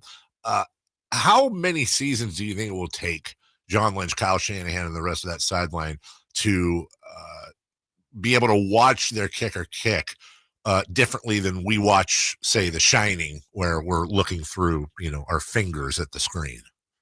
Well, I mean, there was a definite, aside from the PAT, the initial PAT attempt, I felt like there was a kind of a calmness in the way that he kicked the ball. It was just a smooth stroke. Mm-hmm. And the ball didn't waver. It wasn't one of those where, it's heading one way and then it's heading the other, and it clanks into the upright. I mean, Jake Moody hit the upright an absurdly high number of times. Like you couldn't, if you were trying to hit the upright, you couldn't hit it that many times. But this was just a very kind of calm, smooth stroke, like a golfer who, like a 3-iron type of situation. Just, you're not looking for power. You're not trying to muscle it. You're just stroking it. And that's what he did. And that average, Dave, was 88.1 to begin the game and is now 88.3. So that's only climbing. So once it gets into the 90s, I think that's when we stop, looking through our laced fingers. Matt Barrows joining us, brought to you by Stockton Honda, Bryce Huff, Upton Stout, and of course Nick Bosa come away with sacks. But a lot of what I'm reading about and seeing, Matt, is Mykel Williams and how he looks on tape and how he has impressed a lot of people around the league thus far. A, do you agree? And B, what is it about Williams that has people, again, if you agree, so impressed? Yeah, I mean, and I thought that Sunday was the first time we've really seen Mykel Williams. I mean, he didn't play in the preseason, had a quiet game in Seattle.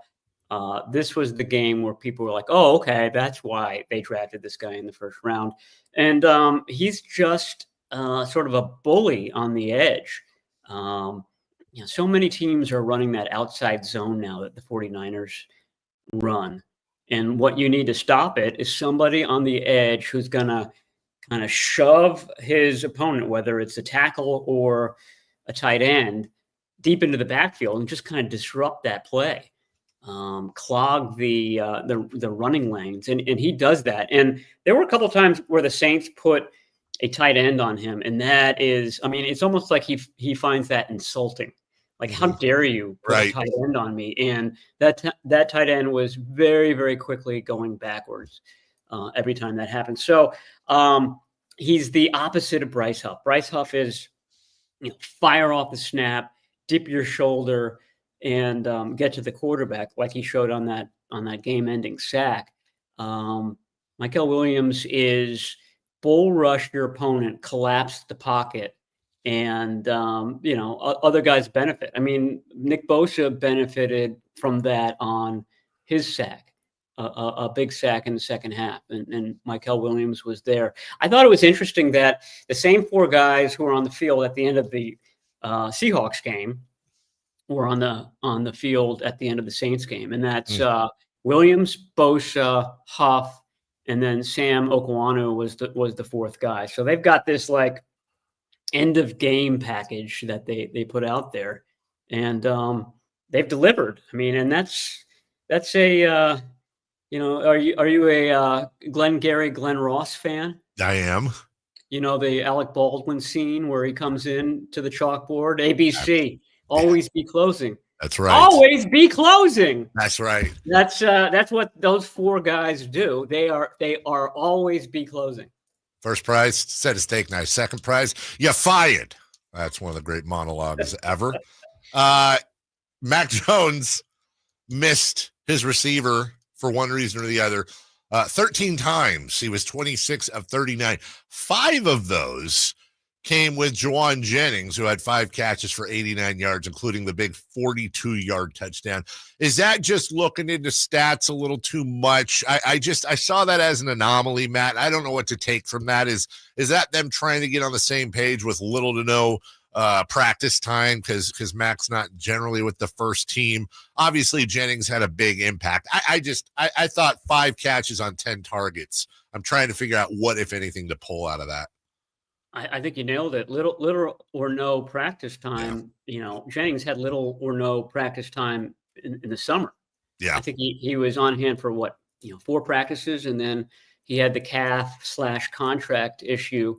And then he came out of the Seahawks game with a shoulder injury and only went through the walkthrough practice on Friday. So there was not a lot of cohesion between Jones and Jennings. And additionally, he has the shoulder injury during the game.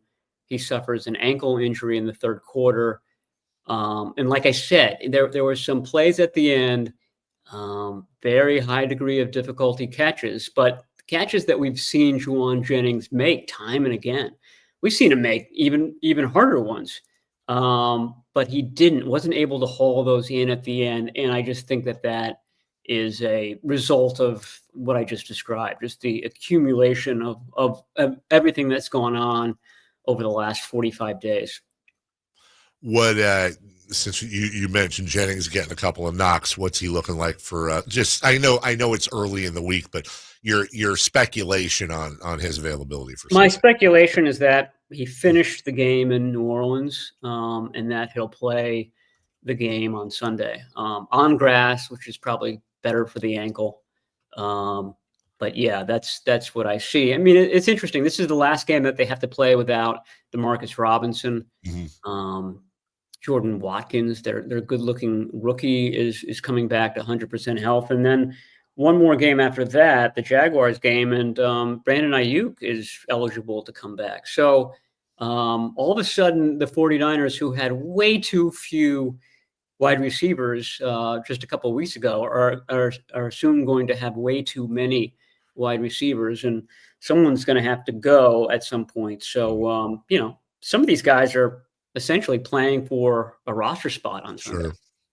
And I was going to ask you about Brandon Aiyuk. I know he's eligible to come back then. And it seems like John Lynch and Kyle Shanahan tend to be incredibly cagey about Aiyuk, whether on purpose or they just don't know. Are you hearing any updates on his progress at all? Will he be ready to at least ramp up soon? Any updates on Aiyuk from them? Yeah, I do think, again, this is speculation, just what I'm seeing on the practice field, but he's out there all the time. He's not officially practicing, but he's sort of what I would call running shadow routes, during warm-ups, when they do their individual drills. Let's say, Ricky Pearsall will run an out, and then the next guy up, Marquez Valdez-Scantling will run an out. Well, 10 feet behind those guys is someone dressed all in black, and he's basically doing the same thing. Not as intense as the guys in uniform, but definitely testing out his knee, and that guy is Brandon Aiyuk, and he's been doing that since training camp. And I remember at the end of last season, they have a basketball hoop in the locker room. Mm-hmm. They're always playing basketball. It's quite annoying for reporters because there are basketballs heading at your head all the time.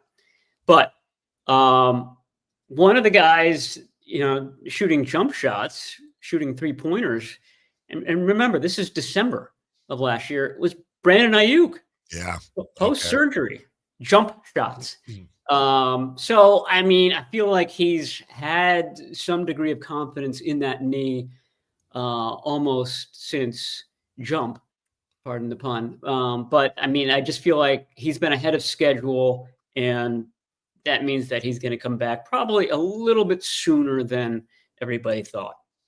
Last thing for you, and this is forward. We're now completely in the silly zone. This is a total speculation, but I'm just relying on you being around the club, and your speculation is better than most. It's easy to forget that when Brandon Aiyuk went down, this is coming off the whole mess with the contract. Things did not seem at times kosher between him and the franchise. And honestly, he was on his way to having he was having not a great year. Yardage wise, did not get in the end zone. I think he had the one game, wasn't in the loss against Arizona, where he was above 100 yards. But other than that, not the greatest.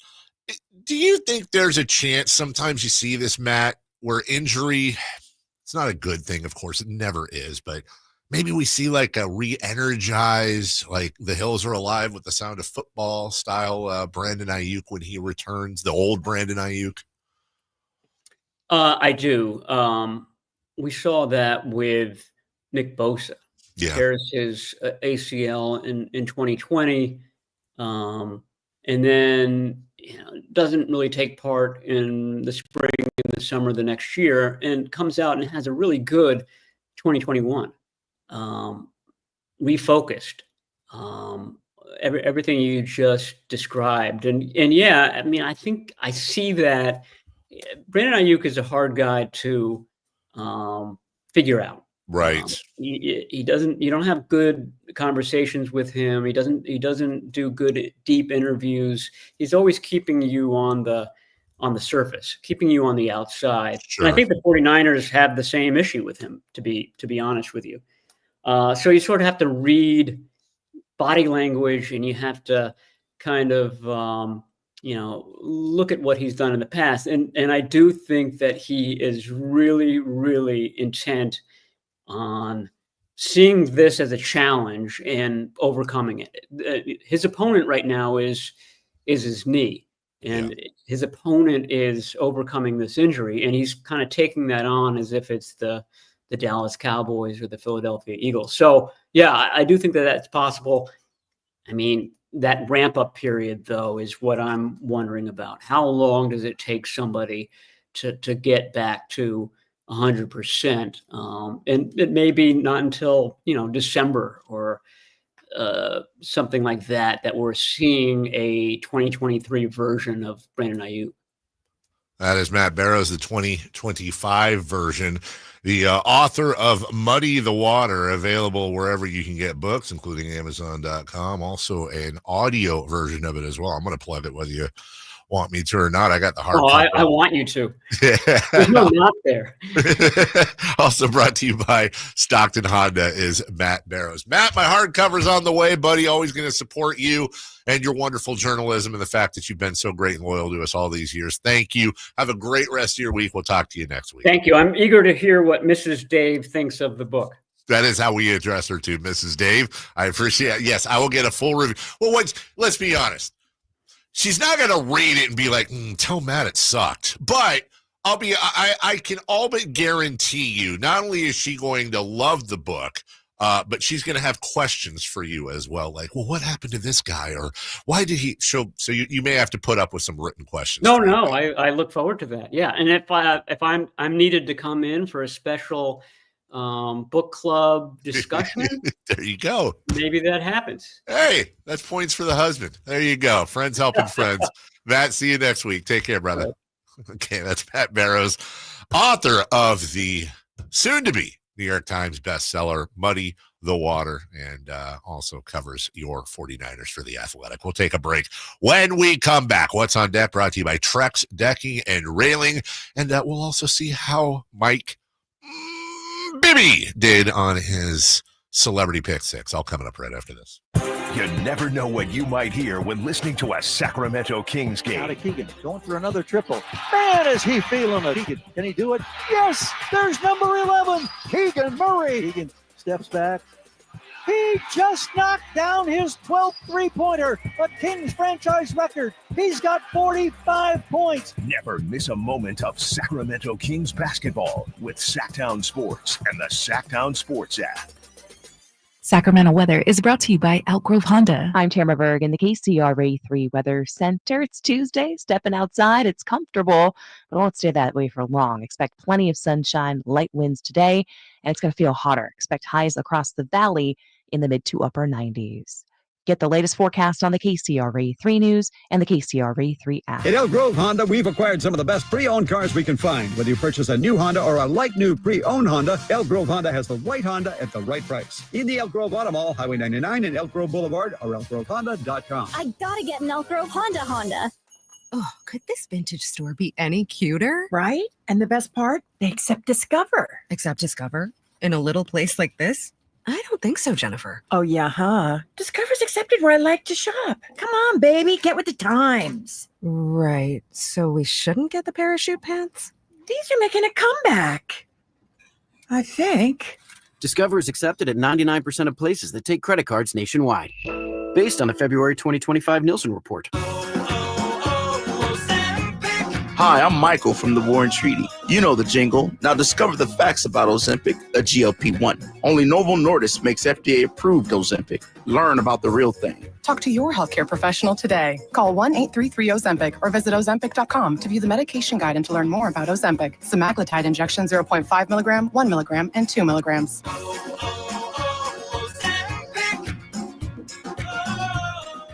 Carmichael Dave here for my friends at American Energy Heating and Air. Yes, I always tell you they are a family-owned operation, been in business since 81, A-plus Better Business Bureau, but it is hot. We are in those Sacramento hot months. I want to focus on them being your second opinion partner. What does that mean? Maybe you've got somebody you're working with or you've worked with in the past in the HVAC world. Guess what? They want to give you a second opinion. How much does it cost? Nothing. You call them up and say, hey, can I get a second opinion on this deal? They come out and they either say, wow, that's a great deal. You should feel better about that. Or they say, we can beat that price. And usually they're going to beat it by a lot. Guess what? You just saved money and it didn't cost you anything to find out. It's a no-lose situation. Go with a trusted company. American Energy, 916-520-9990. That's 916-520-9990 or AmericanEnergyAir.com. Jingle singers, take it away. Call 916-520-9990 now. Mike Rowe here with another random fact. Those cracks on your walls aren't just cosmetic. They could mean your home is sinking. Whether it's drywall cracks, exterior cracks, or sticking doors or windows, do yourself a favor. Call Groundworks. I spent some time working with these guys, and they're the real deal. Their people are trained and certified to stabilize your foundation. Groundworks, official foundation repair company of Cal Athletics. Licensed in all states where work is performed. See website for details. That's the sound of James adding long-lasting Gain scent boosters to his laundry this morning. Several hours later, James sniffs the irresistible scent of Gain on his shirt. Gain. Several hours later, James has even caught the attention of his mother-in-law, and she never gives him attention. Ooh, you smell amazing, James. Oh, thanks, Mom. I love you too. I never said that. Add Gain scent boosters to your laundry. Add joy to your day. My ride smells just right, just right, just right, just right. I gotta try that Febreze car. Just right, just right, just right. Yeah. La la la la la. With up to 40 days of consistent scent, all over Febreze car clips right on your vent. You know my car's my happy place. Keep that smile on my face. When it smells just right, just right, just right. Yeah. Breathe happy Febreze. La la la la. Toyota's legendary truck event is on, and the deals are legendary. Just announced, get low APR plus 500 bonus cash on 2025 Tacoma, or get low APR or an incredible 3,000 cash back on 2025 Tundra. Get to your Toyota dealer now, because this truck event is gonna be Toyota. Let's go places. Offers available through TFS to buyers with premium ready credit cashback available through TMNA and cannot be combined with other offers since 9/30/25. Ladies and gentlemen, this is going to be fun. It's time for What's on Deck, brought to you by Trex Decking and Railing.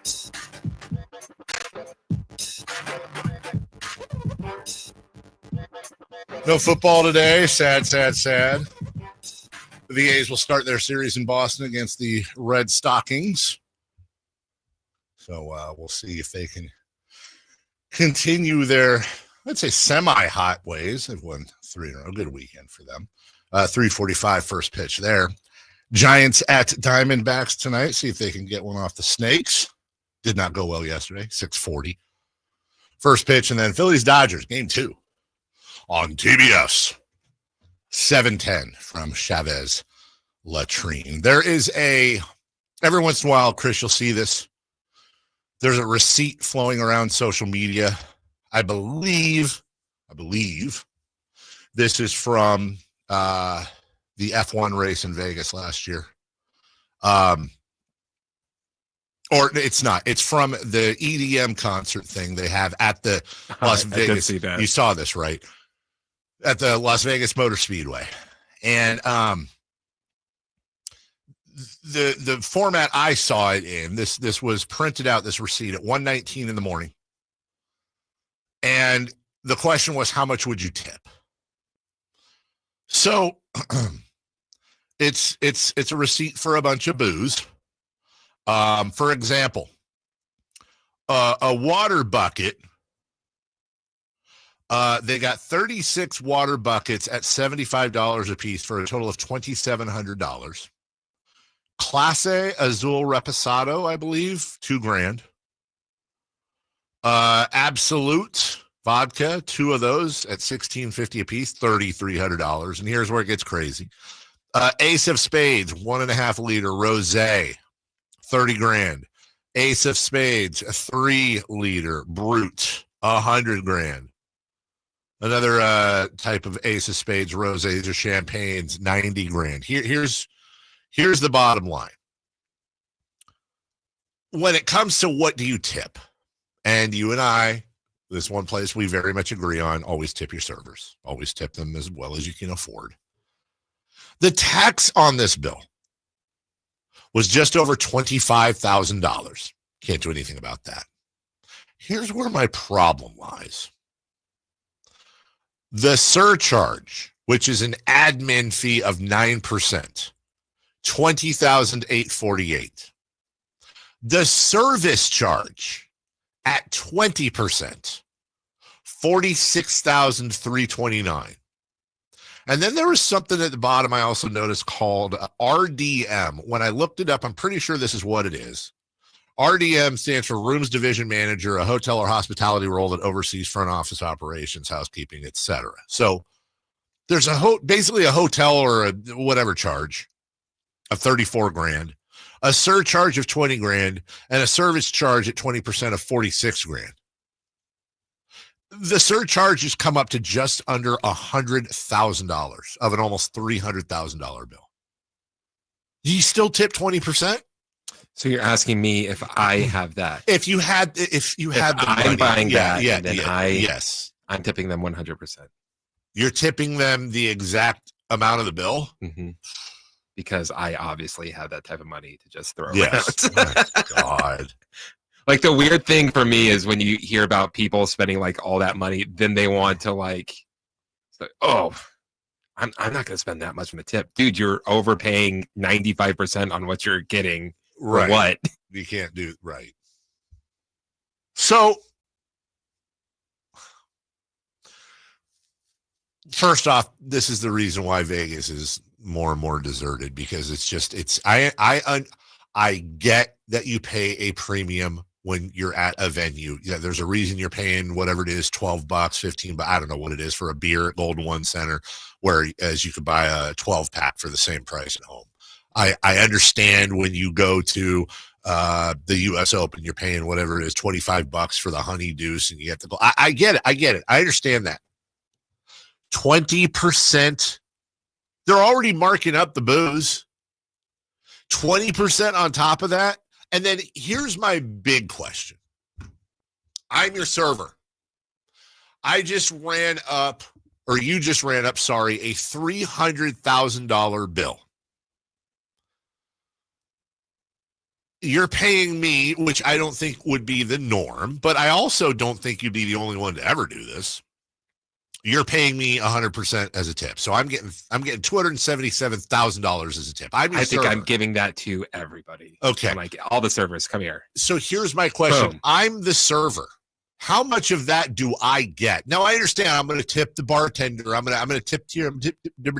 But I guess my first question would be, as the server, when you fill that out on the receipt, am I getting $277,000 to do with what I wish, including tip people?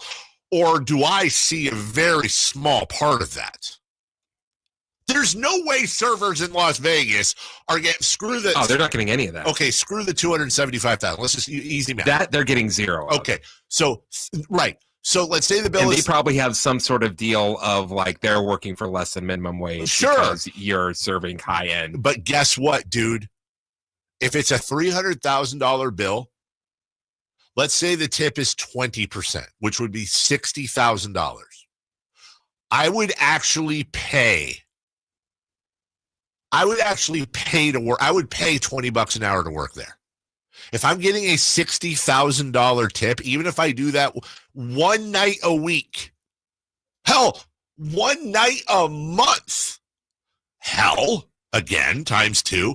If I work 5 nights a week and my total amount of tips per month are $60,000 a month, which by the way is $720,000 a year, and aren't tips like taxed less or something? I don't know what I'm talking about, but I thought they were. I'm making $750,000 almost. That math does not add up to me, because if it did, then being a Las Vegas server at a high-end place would be like one of the most sought after. That's like more than a doctor makes. I'm guessing there's a lot of receipts with a 0 and a line through it in the tip section. You're saying people that just don't tip at all? Yeah. Okay. Even if you're right, let's just assume you are, because I don't know. But if there's one receipt a month that is, that's a hell of a job, dude. Also, that's for the festival there. That's not like an everyday. I'm sure people aren't normally charging up there. I just honestly, I would love to talk to somebody who has been a server at those types of places in Vegas for a couple years or whatever. Be like, okay, like legit, let's break down your income, because I find it. I could see a server making 6 figures. I could. I can't see a server making 500, 600, 700,000. And if so, then I need to talk to my kids about what they're majoring in. You need to major in mixology, Holmes. Also, I don't think that's a position that's like online where you go like, oh, wow, server making $600,000. You got to know someone to know someone. As we go to break for Crosstalk, by the way, I got a text. Do you know who Kai Cenat is? Yeah. Apparently, the USC marching band has a gig at his mansion this weekend on Saturday night. Did you see who was just recently with him? No. Zach Levine. Really? Yeah. Well, my daughter will not be attending. Apparently, it's just a few, but I don't know if I'd be a fan of that. I don't know him. I'm just saying the scene in general, like a party scene in LA.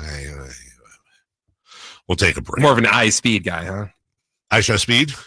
Hey, man. I like watching him. I don't watch anything other than like the clips of him racing people, but crosstalk and celebrity birthdays coming up next. You never know what you might hear when listening to a Sacramento Kings game. Out of Keegan, going for another triple. Man, is he feeling it. Can he do it? Yes, there's number 11, Keegan Murray. Keegan steps back. He just knocked down his 12th three-pointer, a Kings franchise record. He's got 45 points. Never miss a moment of Sacramento Kings basketball with Sactown Sports and the Sactown Sports app. With Progressive's Name Your Price tool, you get coverage options based on how much you want to pay for car insurance. And then you decide how to spend the rest of your money because you're in charge. Today, you're going to pay down your credit card bill. But you decide when you'll pay it. Before the due date, so those interest charges don't get you. But you decide if you pay it in full. But you definitely should, because again, interest charges. With Progressive's Name Your Price tool, we'll help you find coverage at a fair price. Then you're in charge. Progressive Casualty Insurance Company and affiliates. Not available in all states. Price and coverage match limited by state law. I'm Ed Evans, CEO of Consumer Cellular. We're dedicated to serving people 50 and up like me. Our needs are different. Big Wireless wants us in an unlimited plan, but if you're not using all that data, you're probably getting used. At Consumer Cellular, we're focused on affordable, reliable plans, including data that suits your needs, not ours. Our plans start at just $20, and you'll get the best customer service in the business. Call 1-888-FREEDOM or visit consumercellular.com/facts. Plans include $5 credit for auto pay and e-billing. See site for additional facts. So my mother is thinking of switching from Verizon to Pure Talk, but she's worried the deal sounds too good to be true. Michael, she said, how can those Pure Talk people offer me the same basic service as Verizon for so much less money? I said, Mom, go ask Google how much Verizon spends on advertising and promotion. A few seconds later, my mother said, oh my goodness, $12 billion a year? That must be a typo. I'll tell you what I told my mom. It's not a typo. Verizon spends $12 billion a year on advertising and promotion, and their customers are paying for it. Well, Pure Talk doesn't spend that kind of money on commercials. Trust me, I would know. Consequently, they can offer you and my mother unlimited talk, text, and plenty of data on a blazing fast 5G network for just $25 a month. Dial pound 250 and say the words Mike Rowe, and you'll get an additional 50% off your first month. That's pound 250 Mike Rowe. Pure Talk, everything you need and nothing you don't. Let me tell you about this new Pretzel Cheddar Club. Hey, I'm Carlos. And I'm Ebony. And a little thing we love about the Chick-fil-A Pretzel Cheddar Club is the tangy Dijon with the pretzel bun. It takes it to a whole nother level. It goes perfectly with the chicken and the cheddar cheese and the bacon. Man, you know how much you love bacon.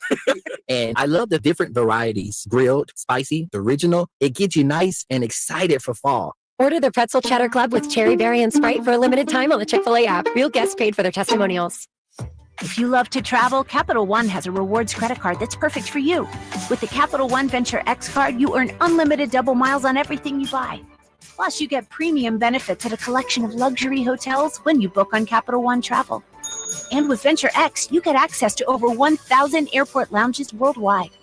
Open up a world of travel possibilities with the Capital One Venture X card. What's in your wallet? Terms apply. Lounge access is subject to change. See CapitalOne.com for details. Hey, sports fans, finally a horror film with a football twist. Check out Him, the IMAX experience, playing this week at the Esquire IMAX Theater in downtown Sacramento. In this game, violence is rewarded, so learn to enjoy it. Greatness demands sacrifice. The next great quarterback descends into a world of terror and trains into something darker. The best theater to experience Him is on the Esquire IMAX Theater 6-story screen. Grab your reserved seats today at IMAX.com/Sacramento. When shopping for a new car, what do you want? A great selection? A low monthly payment? More for your trade? At Northern California's best Honda dealer, Stockton Honda, you get it all. Model year-end savings are going on now. Drive away in your favorite Honda. It's savings you just can't say no to. Come in today or go to StocktonHonda.com. Anytime, anywhere, it's all here. StocktonHonda.com. Based on on the results of the study, recognized on June 18, 2025, USA Today's list of California's top car dealers 2025. It's time for the news of the day. The latest headlines, the biggest stories, hard-hitting analysis. Yeah, this is none of those things. And now, here's Carmichael Dave and Jason Ross. Let me finish sending this text if I can get. Let's see. Eddie. Nope. How you doing today, Chris? I'm just vamping here. Pretty good. Honestly, not great. But why not? Thank you. Well, because Christopher Log keeps yelling. No, I'm having some tonsil problems, which isn't great when you have to talk for 4 hours. I think it's a cause and effect thing, though. I think it's because I talked for 4 hours the past 2 days out of nowhere. Oh, maybe. So, maybe you need tonsil training. That would be big. Maybe do some tonsil workouts. Yeah. We need something for Chris. The Madonna needs to sing tonight medication. Yes. You know, we have these new like super powered Keurigs that we've talked about on the air before, right? Would anybody else? This is just so random, and maybe it's not exactly this, but you prefer something else. Do these exist? I don't know why they wouldn't, but like, what about a Keurig thing? But instead of it being mocha or coffee or decaf or hot chocolate or whatever, what if it was like cream of chicken? Like soup? Yeah, exactly. Like or broth? bouillon, like a broth where you could put it in there and it's a little salty, because like that's normally what I would recommend you. I'd say, hey, drink a mug of broth. It's good for the throat. But like I say cream of chicken just because that's my I love that broth. But like whatever, even if it was just straight up chicken broth. It's not a bad idea. Don't they have those in the UK? Yeah, well, it's like brothel or something. I know it's called Bovril. Bovril, that's it. And it's like you peel back. I found this out my first year I was there. They have them in the thingy, and you you peel back the thing and you put the hot water in there because there's like the dust at the bottom. What is it called? The powder at the bottom, right? And I'll tell you, it's like a syrup. This isn't it. Well, this is basically it. It's that. Oh, okay. And then there's a beefy drink. Yeah, it's Bovril beefy drink. That's what they call it. You peel back this. Don't they call sodas like fizzy drinks too? Or of that same spirit. Or like in Austria, they kept asking us like when we went out to eat, and they would say, like when we'd ask for water, and they'd say gas or no gas, and it threw me for a second until that's how they ask if you want bubbles or carbonation or not. So you peel the lid back, and then you pour the hot. It's like it's like a ramen, like a cup of noodles, noodle with no noodle. Yeah, exactly. And let me tell you, I don't have exact numbers on the sodium content, but holy God, it's made over there, not here. I don't think that might be a saving grace for you. Is that it's, they have some sort of regulations on their food. It is, dude. It is so salty. But let me tell you, dude, 35 degrees out there, or 5 degrees Celsius, and the wind is blowing, and it's rainy, and there's a soccer match on, and you pour yourself some beefy drink. Take that sucker out there. Yeah. No, I mean I've been saying for a while now. I really want to up my my mobile soup game, and I think you're really onto something. Like if we can get some more, like if I can have miso soup in the same fashion that I can have hot chocolate, or with the convenience that I can have hot chocolate, sign me up all day. Like to me, that's much more enjoyable, and I'd much rather have that than some of these other hot drinks, these beefy drinks. Beefy drink. Here, look at this. Here's some skinny broth. See, chicken bone broth. This feels like one of these new age, fitness things that everyone's on. Yeah. It's like, hey, instead of downing like 3 raw eggs, just have bone broth. Have some broth. It's a food replacement. I mean, it could be worse. That kind of looks like cat litter. That's a questionable brand name. Right now.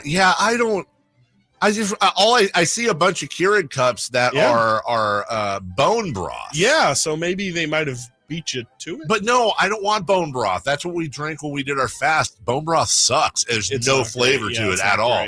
It's gross. I want Good. chicken, I yeah. want salty. You know what you Some can do? bouillon for sure. Yeah. Doesn't that thing have cold Hot water. and hot water? Sure does, yeah. You know what? If I remember, if somebody texts me tonight, I will bring. I have a few of these at home. I'll bring one of them jars of the little cubes of broth, and you just put it in the bottom of your thing, and you put the hot water in there, mix it in, because you need some broth, friend. I definitely need some. That broth. I will need help some you for sure. Yeah, I'll use anything. I mean, I know they have like those throat sprays where those will numb you down. So yeah, I could use some R&R. I am being told that the new jerseys that the Kings just leaked is a remix edition. Okay. They're bringing it's basically a color flip with those silver ones. Yeah, exactly. And it's a new purple they're using that they've never used before. Nobody's ever used this purple. Like they just discovered this level of purple. They created it out of flowers and magic. Just like they used to do in the old days, right? Just like that. Mash some flowers and some pebbles together. The purple is very beamy. I think that's the goal. That's the goal. Very beam-esque. I'm not. The accent is also a little like purple rainy. You know, that's a good shout. It really is. Because the Timberwolves had those ones. Yeah, it looks very similar to that. I'm not Mr. Jersey guy unless I hate them. I couldn't stand the red ones. Oh my gosh! I really like this. I really like this jersey. I think. They're unoffensive, which I think is the best part. When you make these new jerseys, like those red ones, for example, it can just be so in your face with like, this is new, this is different. I wanted to kill those with fire.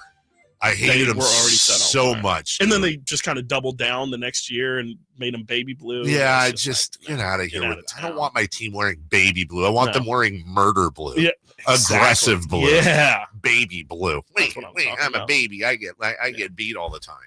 At home, not the baby getting beat.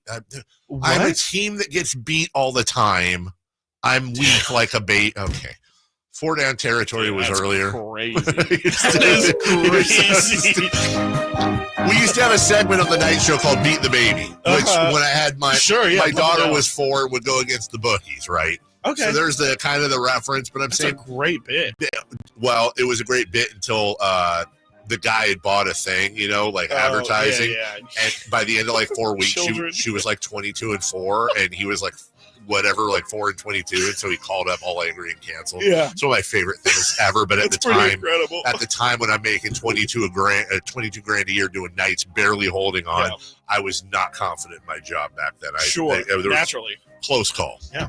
Celebrity birthdays are brought to you by Crumble Cookies. Hey, Crumble Cookies, yum! Give me some more. Back to you. And happy birthday today to Amy Poehler. Podcast. I've never watched Parks and Rec other than I know, but I watch Parks and Rec's bloopers all the time. Yeah, they come up and they're hilarious. No, it's fantastic, legendary. The bit Chris Pratt does with the Sharpie. I don't know if that. You heard? Yeah, you heard the comeback story. I sure have. That was well done. Incredible. Amy Poehler is 48. Ooh, 52.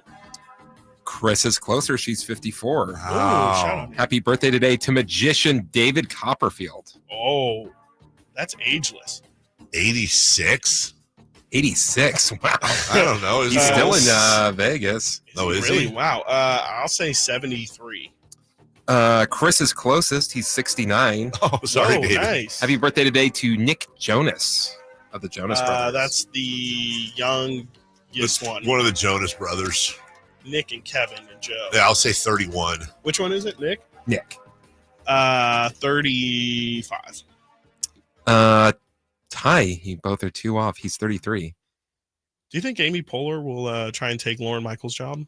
That's Tina Fey. Tina Fey. Yeah, Tina Fey. Well, for Matt Barrows and for Sean Salisbury and all of you, along with Chris Roulade, thank you. When we return, it will be Chris Watkins filling in for the babified Alan Stiles. And let me tell you, if you've ever listened to sports radio before, you're going to need to listen to what Chris says coming out of the break because it will flatten you. It's so insane. Coming up right after this. Live and local. With everything 49ers.